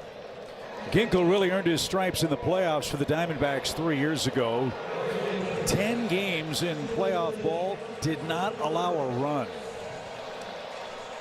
Well, you know how stressful those innings are, so to be able to put up numbers like that, you've got all the faith in the world in your ability after you have a run like he did in the postseason. Walker, a 2-hit game. He's 2 for 3, 2 singles. If the Cardinals take the lead, the Redbirds have Matt Swanson up, which tells you about the point you made earlier. The Cardinals pen has been used a lot, and some of the big guns may not be available tonight. Yeah, absolutely. This would be a situation, you know, you're at home in a ball game. Tend to have your closer ready. Walker had a good cut at that. That's into the second deck. And he's got one strike left. Would you look at that back end of the bullpen, right? Riley O'Brien been worked a lot. JoJo been worked a lot. Stanek, Soriano, all four of them.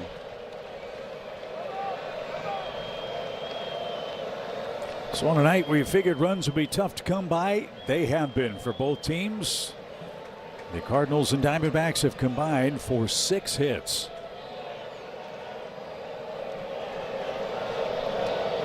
Nothing in 2 for Jordan. And he takes that one outside.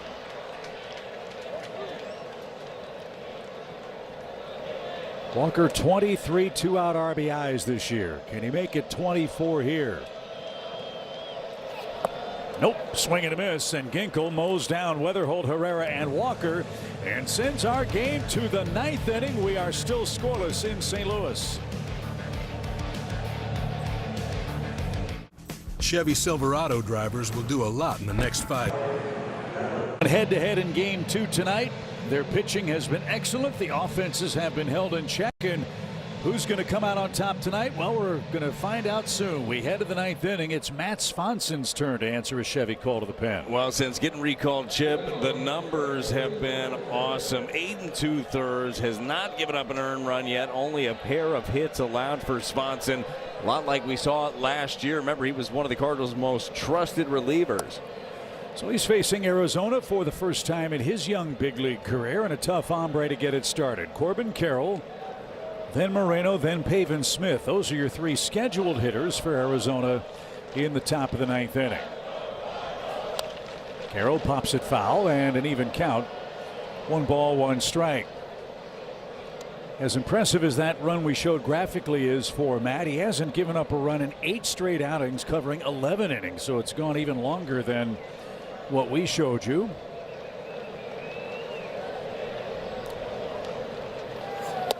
And a high cutter. Carroll couldn't connect. 1 ball, 2 strikes. Well, everything since getting recalled has had a little bit more zip on it. An extra mile to a mile and a half more on his fastball and cutter.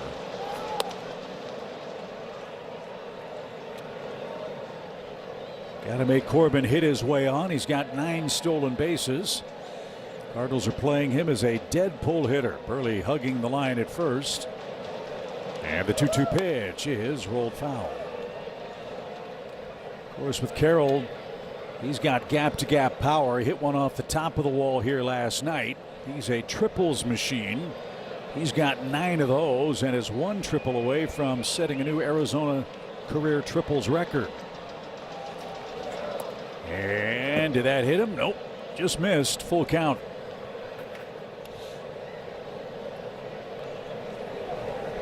He's led the league in triples 3 straight seasons. 9 leads again this year. Big pitch in a scoreless game in the 9th. Nobody out.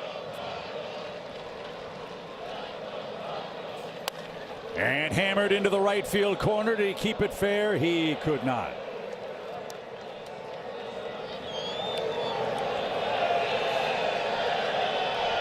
Said it before, I'll say it again. This guy's a legitimate superstar.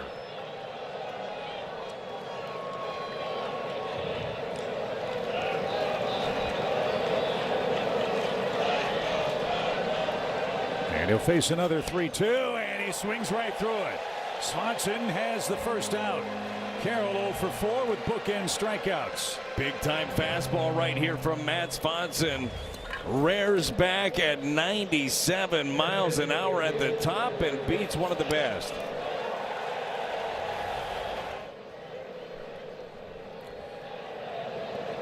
Gabriel Moreno is next. He's 0 for 3.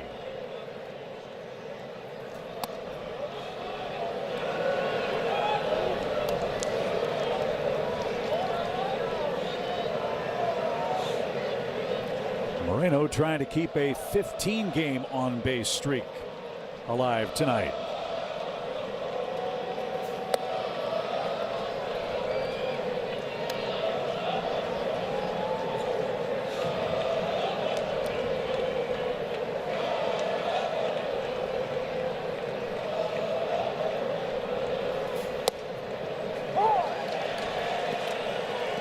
2-1.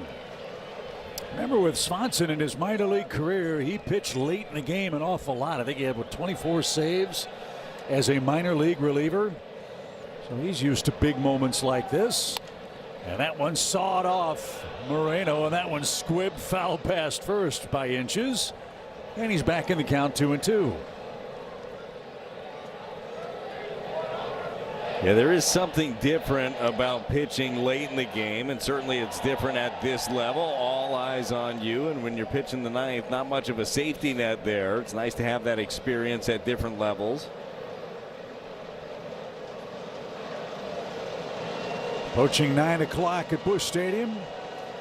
2 balls, 2 strikes for the Arizona catcher. Who wants time and has it granted. Brewers did win tonight. They shut out Cincinnati. Cubs leading the Mets late, and the Pirates lost. Seattle knocked them off 3-2 tonight.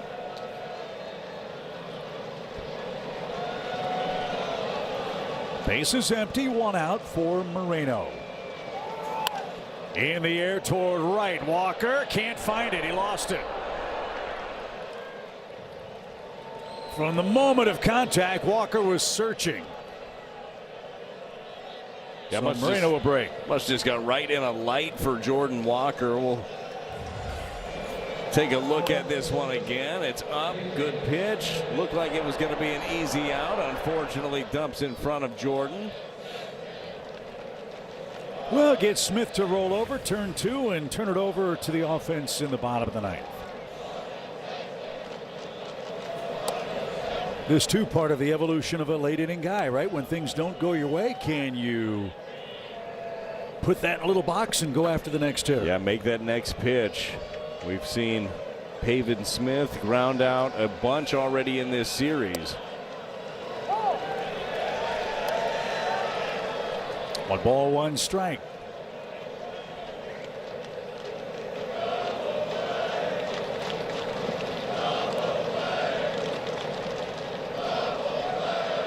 Very short lead at first for Moreno.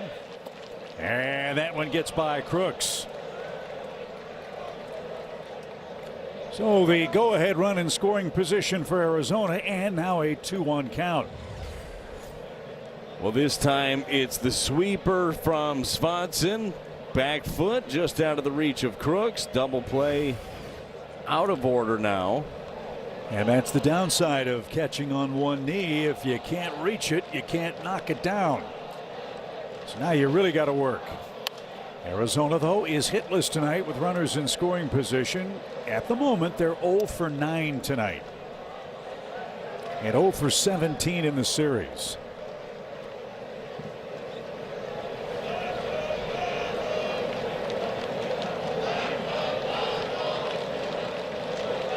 Big pitch from Matt here. 2-2 count.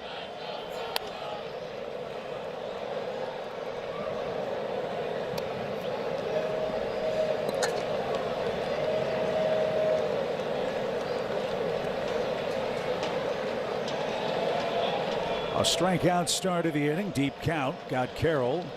Moreno singled to right. Now a wild pitch and a 2-2 count to Smith. And he's fighting hard. Another sweeper. He'll see a 7th pitch. I like the idea with the sweeper again, though. Go back to it. That is a big snapshot of the series for the Diamondbacks, obviously. For the Cardinals, love to be able to cash that in more. As you mentioned, Chip, June been a different month for the Cardinals. For the most part, cashing in with runners in scoring position. So Smith, struggling for most of the year, loves to face the Cardinals. He's putting up a big 9th inning fight here. And pitch number 8 is coming with 1 on, 1 out. Well, maybe that cutter in on the hands now. I don't think you want to let him get extended. And the Cardinals have shortened up both in left and center. In case of a hard hit ball, Nootbaar and Velasquez will charge hard and maybe try to throw out the catcher, Moreno, who doesn't have great speed. Full count. Pitch number 9.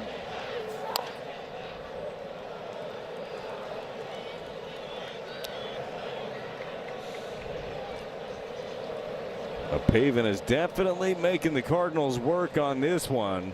Pitch number 10 of the at bat coming now from Swanson.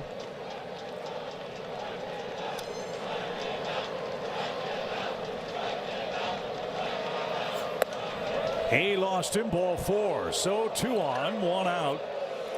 And it's going to be Nolan Arenado. So the double play still in order here. Arenado is grounded out twice, flied out once.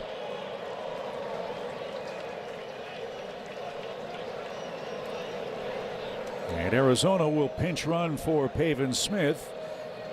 Ildemaro Vargas will do some wind sprints down the right field line, and Dusty Blake will come out and give Swanson a breather. Tough break for him. He ought to have 2 outs in the inning, but a fly ball lost in the lights turns into a 1-out single. A walk later, the Diamondbacks threaten in the 9th inning. Well, you still have your double play in order right now. We know with Arenado, certainly a dangerous guy in a spot like this, but also a big-time double play candidate if you can get him to roll over. He's hitting into 6 of them on the season.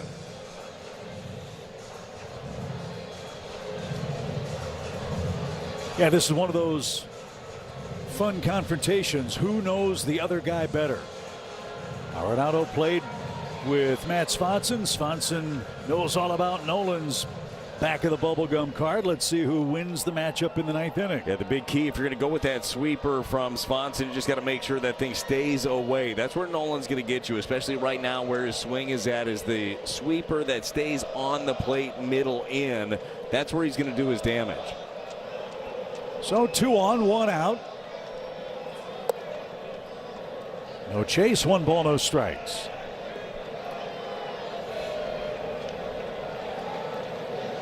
Paul Sewald is up in the Arizona bullpen.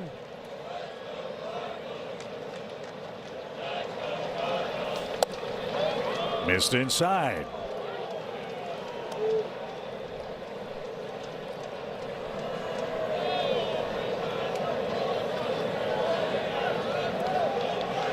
Remember, the catcher, the lead runner at second base for the Diamondbacks. 2 balls, no strikes.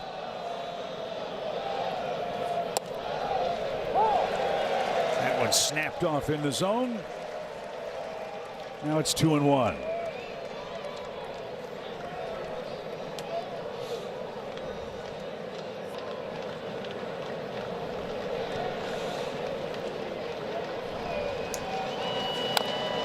He's back in the count, 2-2. Okay. What's your next pitch? Just threw him that sinker and tied him up. I think that he's going to go with that sweeper away, start at middle, get him to swing over it, or maybe get that ground ball to third base, turn 2. Here it is. Ooh, went back to the heater in. Boy, that tie him up. Doubled up. Maybe now go back to the sweeper.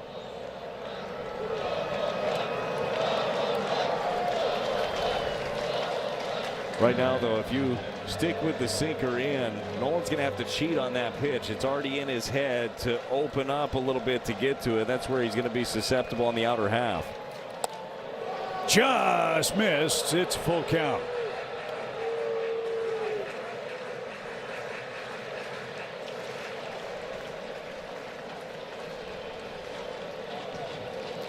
So Arenado wants to think it over, understandably so. Another important pitch, full count, 2 on, 1 out. Swanson has had to work. This will be his 30th pitch of this 9th inning. Runners lead, not going. Hammered to left, that's going to get down into the corner. Moreno's going to score. Vargas on his way to third, and Nolan Arenado gives Arizona the lead with their first hit with a runner in scoring position tonight. Man, the first time they've hit with a runner in scoring position all series long, and of course, it's that guy, Nolan Arenado, on a full count. Got a 98-mile-an-hour sinker from Swanson. 3-2, trying to compete with the fastball, and Nolan beat him there. So that ball lost in the lights comes home to roost. Now the infield has to play in with a 1-0 Arizona lead. And Gurriel, the batter, he's doubled in 3 trips. There's so much going on in this inning. Wonder how things would have turned out without the wild pitch to take away the double play ball. And then Arenado spit on a couple of nasty pitches and then hammers a double to drive in the first and only run of this game. So you got to score 1 to keep the game alive in the 9th. The Cardinals will have their 4, 5, 6 hitters scheduled.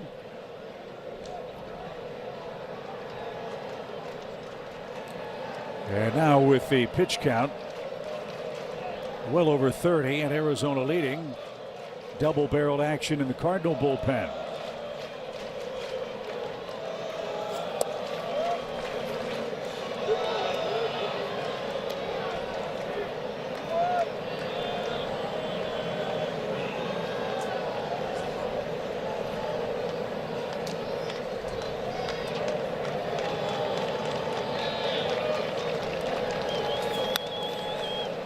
Two balls, 2 strikes.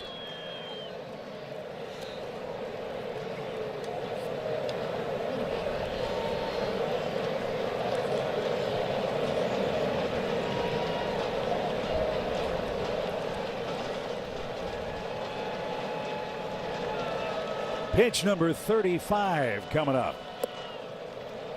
And another full count.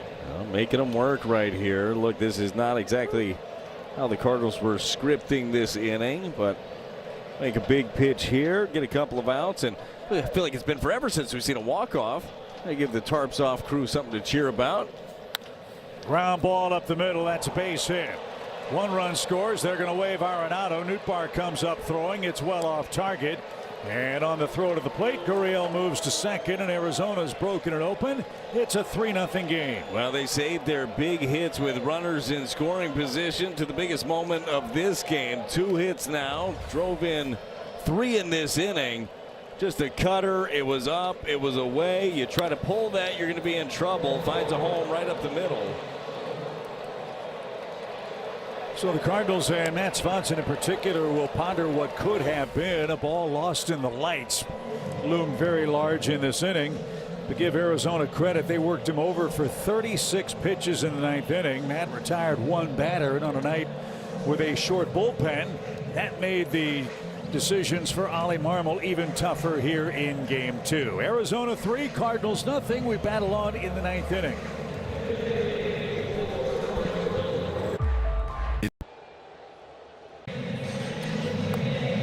Tough 9th inning for Matt Swanson and the Cardinals. He faced 5 batters, retired 1 of them, 3 scored. And now Gordon Graceffo will try to stop the bleeding here and give the Cardinals a chance down 3-0 in the bottom of the 9th. That's all you can do. Gordon Graceffo is throwing the ball very well. Cardinals are going to have 4, 5, 6 coming up in the 9th inning. So the job is keep it right here for Gordon. Jorge Barrosa will pinch run at second base for Arizona.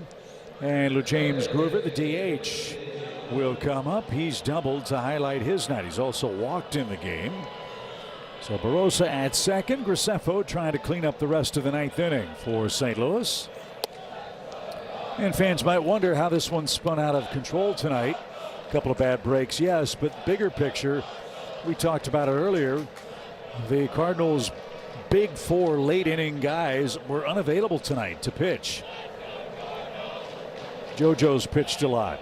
Soriano's pitched a lot. Stanek, Riley O'Brien too. It would have been 3 straight for all of those guys, and especially, look, it's time of the season, right? You're right at the middle point of the year, and one of the reasons the Cardinals have been as successful as they've been smart with their bullpen. Ollie and Dusty have done a nice job with that group, so days like this, other guys have to be able to step up into that role.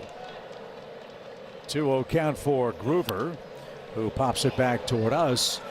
And win or lose tonight, the pendulum could swing to the Cardinals' advantage tomorrow. Don't know how Arizona's going to line it up, but they don't, as of now, have a starter announced for game 3. It was supposed to be Mike Soroka, but he's on the injured list for Torey Lovullo's club. So it's either going to be a bullpen game or someone they call up from the minor leagues to start against Matthew Liberatore, who's looking for a rebound start as well. That's a strike, 2-2 your count. And looks like Groover's going to challenge. Challenging the call of strike. ABS powered by T-Mobile, and Groover's incorrect. That costs Arizona one of their 2 challenges. Arizona has 1 challenge remaining.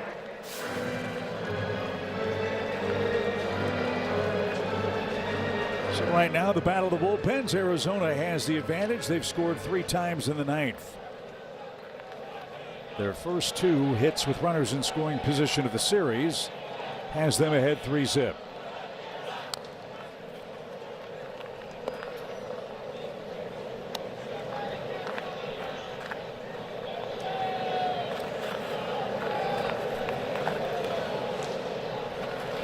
Groover, the 8th place batter for the Diamondbacks.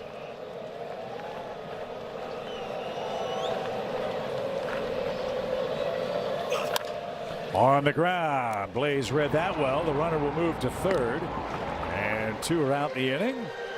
Troy is next. He's the 9th place batter.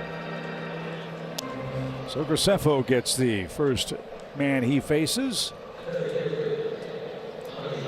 And Tommy Troy looks to improve on an 0-for-3 night.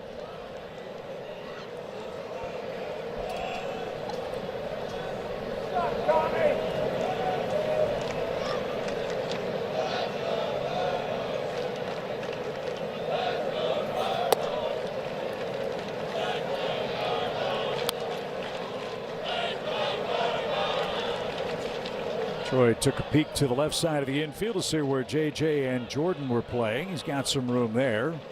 Blaze even with the bag at 3rd base. And out of play. Graceffo letting it fly. You can hear him up here. Well, he's not afraid to rear back, let it rip, the grunt when he throws. Troy did peek on that left side. He didn't look super comfortable trying to lay down a bunt in the 8th inning, though. I don't know how much of his game that's a part of. Probably should be with the speed that he has. You would think. But as they say, if at first you don't succeed, Troy again. Yeah, that was another reminder of the weekend. I had so much fun doing the game with Stefan, but boy, you've really rubbed off on your child, because he had a few of those. Did he? Yeah, no, and they were really good. They were creative. I mean, it felt like you were there.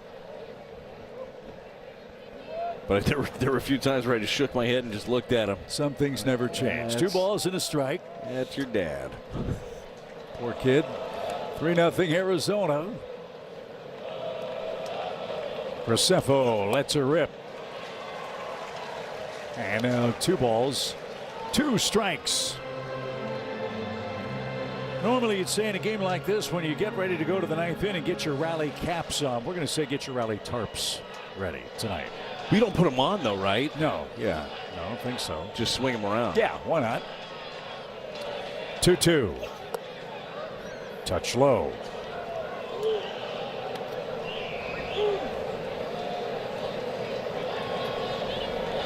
These strike zones are very tight, and the hitters, catchers, umps, pitchers know them well. Very little chase. The 3-2. By the way, I mentioned it last night. Great to see Dave McKay in the first base coaching box for the Diamondbacks. He was throwing big league BP before the game. That guy's 76 years old. Dude, he has looked the same for the last 30 years. Dave McKay, one of the best teachers of the game also. And Graceffo with a 2-out walk. That'll bring up Ketel Marte. Now, when I say big league BP, he had the glove on. He was not just lobbing the pitches in from 45 or 50 feet. He was turning it loose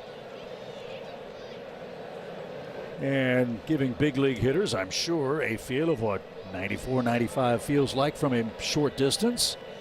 The only other guy that I saw do it as well as McKay was Ned Yost, who did the same thing with the Braves for so many years. He would wind he had up some good BP.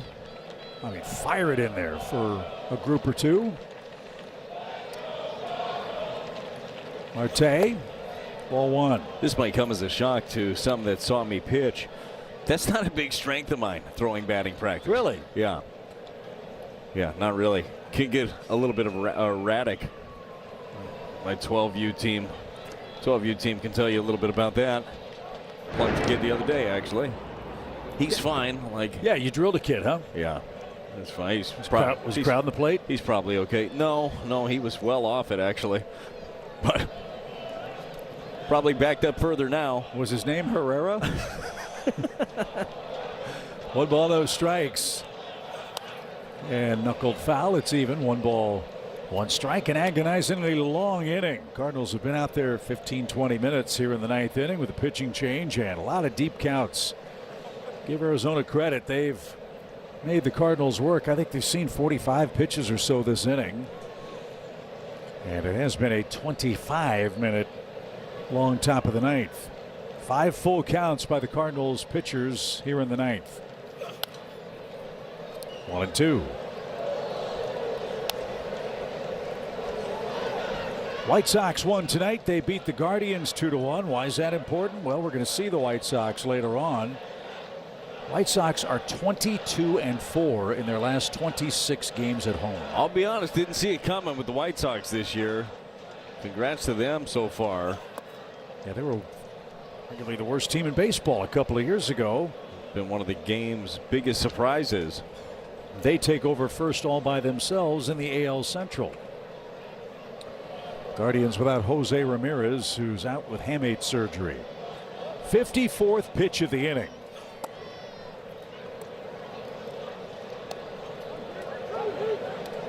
And that's the 6th full count.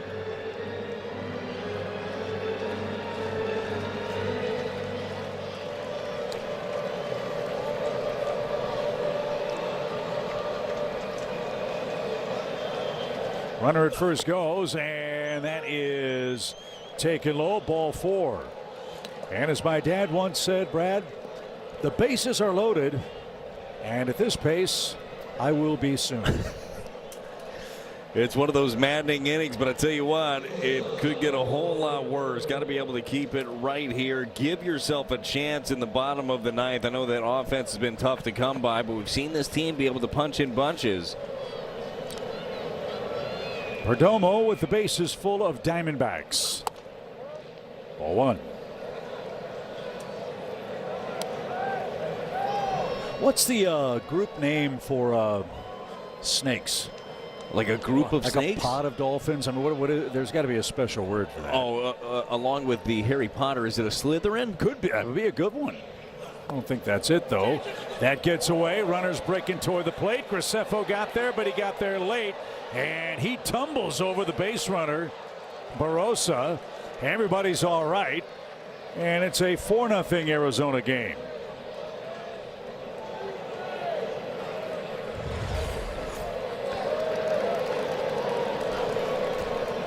A slider right there just gets through Crooks. Can't happen. That's going to be a pass ball on Jimmy. So he couldn't catch one on a knee earlier. That led to an extra base. Now a pass ball. And it's 4-0. All 4 of those runs belong to Swanson, who retired 1 batter. 2 balls, no strikes. In the air towards center. And who's going to catch this? It's going to be Velasquez. He's there. And the 9th inning mercifully comes to an end. Arizona bats around. Sewald was up and hot. He's going to come in and try to close out game 2. His Diamondbacks lead at 4-zip. Where, folks? Well, let's see if the Cardinals can make Sewald work. That would be nice. Thinking about a game 3 matchup. You look for moral victories and regular victories, too, for that matter. This guy's been awfully good. He's in his 32nd game and is next to answer a Chevy call to the bullpen for the Diamondbacks. Well, you know what you're going to get from Sewald. Not your typical closer throwing 98 to 100 miles an hour. Fastball only 91, 92, but it is funky. Drops down on you. He's got that 4-seam sweeper mix. That 4-seam just has that ride at the top of the zone. So the perceived velocity is a lot more than the actual. Lars Nootbaar leads off for the Cardinals. We're down 4-0. Wholesale changes for Arizona's defense. Ildemaro Vargas is at first. Troy moves to left. Barossa stays in the game to play center.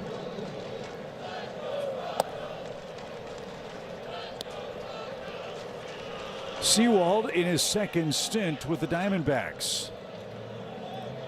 He was acquired at the deadline in 2023 and hoped the Diamondbacks win their second National League pennant. Mets, Seattle, Arizona last year with Cleveland.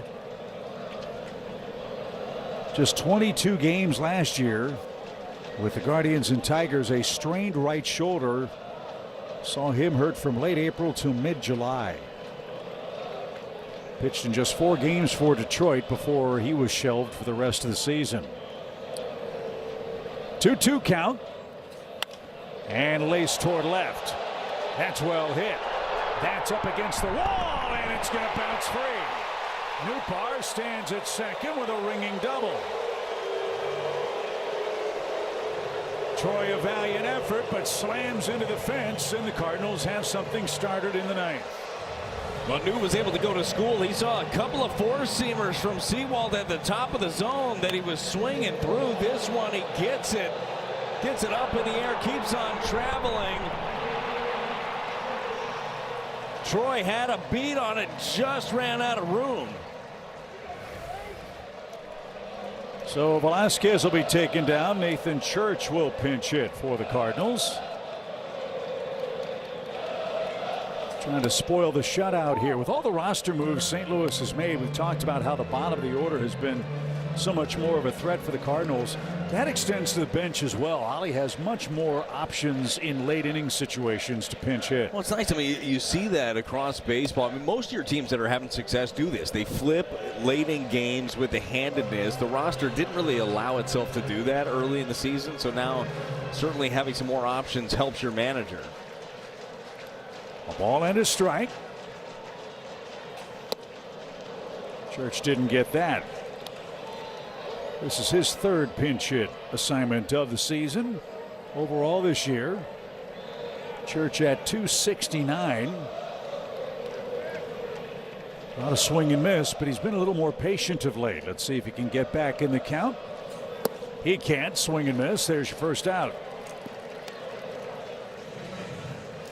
So Sewald has the first out of the ninth inning. Jose Fermin is scheduled next, and here he comes. Cardinals did not have many opportunities to score in this game. Their best chance came in the sixth inning. Bases loaded, 1 out. And a crazy double play took them out of their first chance to score. And a strike from Sewald.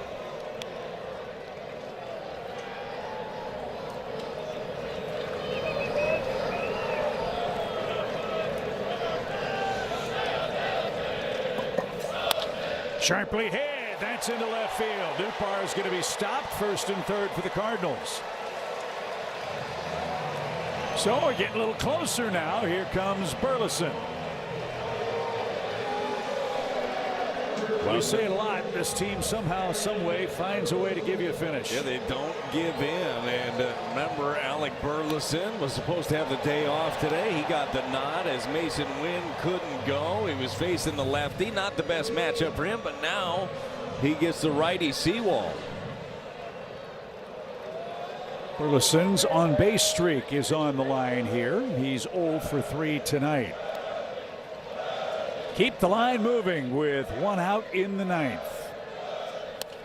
That's poked just foul at first. He almost took out Bruce Dreckman, the first base umpire.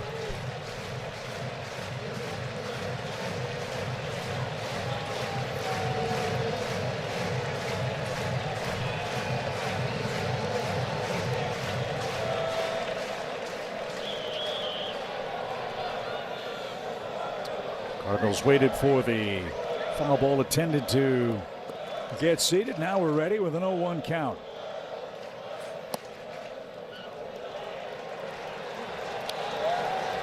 Blaze Jordan, then Jimmy Crooks scheduled for St. Louis in the ninth inning. If somehow, some way we can turn things over, you got Weatherholt lurking too. Well, Chip, you know, you've seen it already. Sewald likes to use his fastball at the top of the zone. There are a few hitters that are better at the top of the zone than Burley. Smacked into right field. That's down for a hit. 1 run scores. Burleson's on his way to second. The Cardinals bring the tying run to the plate.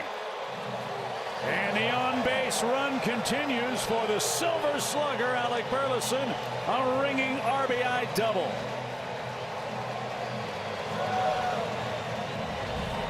This is a loud one off the bat of Burleson. Seawald was trying to go up and away. He made a mistake on the inner half, and Alec Burleson punishes it down the line. They just don't quit. They don't quit. They don't always win. They don't always look good, but they give you 27 hard outs, and they're trying to do that here in game 2. So Burleson with a bullet. Blaze Jordan is next. He's 0 for 2 with a walk. I got some late energy in the ballpark. The Tarps Off crew is ready to see something special here late. The rookie Blaze Jordan up in a big spot.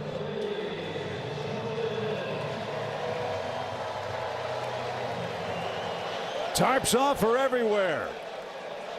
Can Jordan make it a 1-run game or tie it? Put it in play, kid.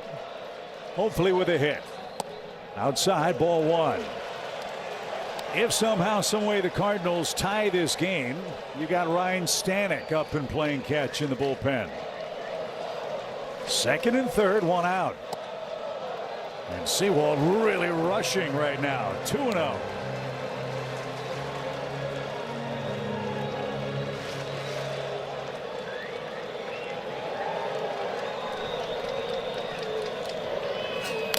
Oh, what a rip. Center cut, and he fouled it away. 2 balls and a strike. Well, that's what you want your guy doing, right? 2-0. Look for something up that you can drive. See what he gets now.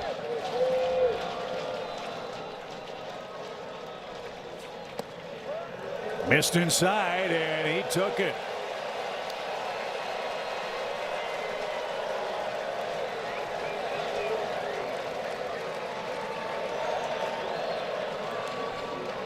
Get a good one to hit, Blaze. The pitch.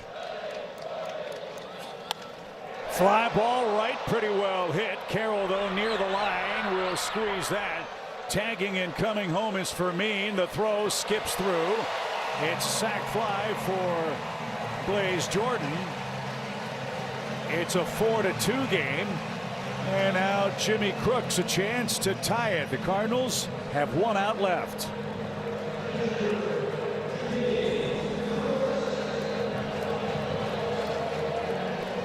Crooks struck out in the 7th.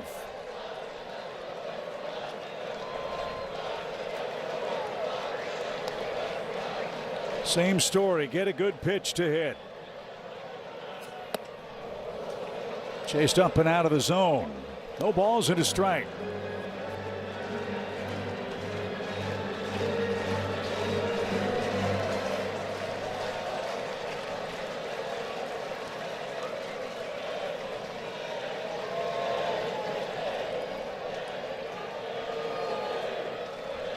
Eight great innings of outstanding pitching and a crazy 9th tonight in St. Louis. He hung in there. That almost clipped him. A ball and a strike. Yeah, right now for the young Jimmy Crooks, just thinking about simple. Thinking about see ball, barrel to it. You're not trying to tie this ball game with 1 swing of the bat. Again, we talked about moral victories. Seawald's had to throw a lot of high pressure packed pitches in the 9th inning. Rally caps are on, rally types are off. 2 balls and a strike. Lined into right field. We got a 1-run game.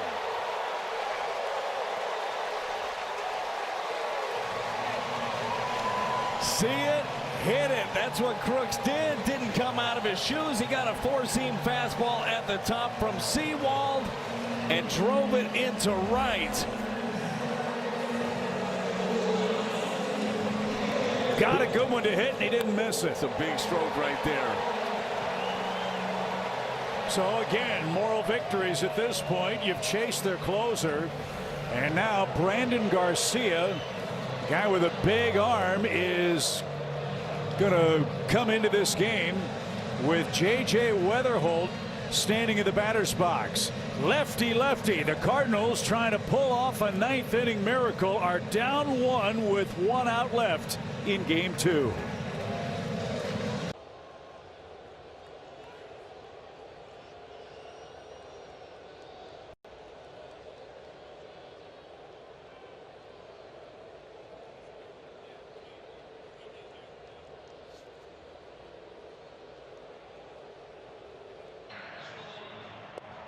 Cards. Well, Brandon Garcia, formerly of the Mariners, now with the Diamondbacks, has one task. That's get out J.J. Weatherholt, and he's the next to answer the Chevy call to the bullpen. He, too, has been very effective. He's been really good. You mentioned it, a big arm for him. Got the sweeper as well. Oddly enough, though, lefties have hit him better than righties. Now, it's nothing to write home about. 530 OPS for the left-handers, 395 for the righties. Torres pinch runs for the Cardinals at first, and Weatherholt turns it loose, and there's that 98-mile-an-hour gas.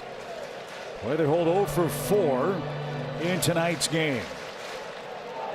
He's got backside power, meaning opposite field slug. He's got a lot of room on the left side of the infield.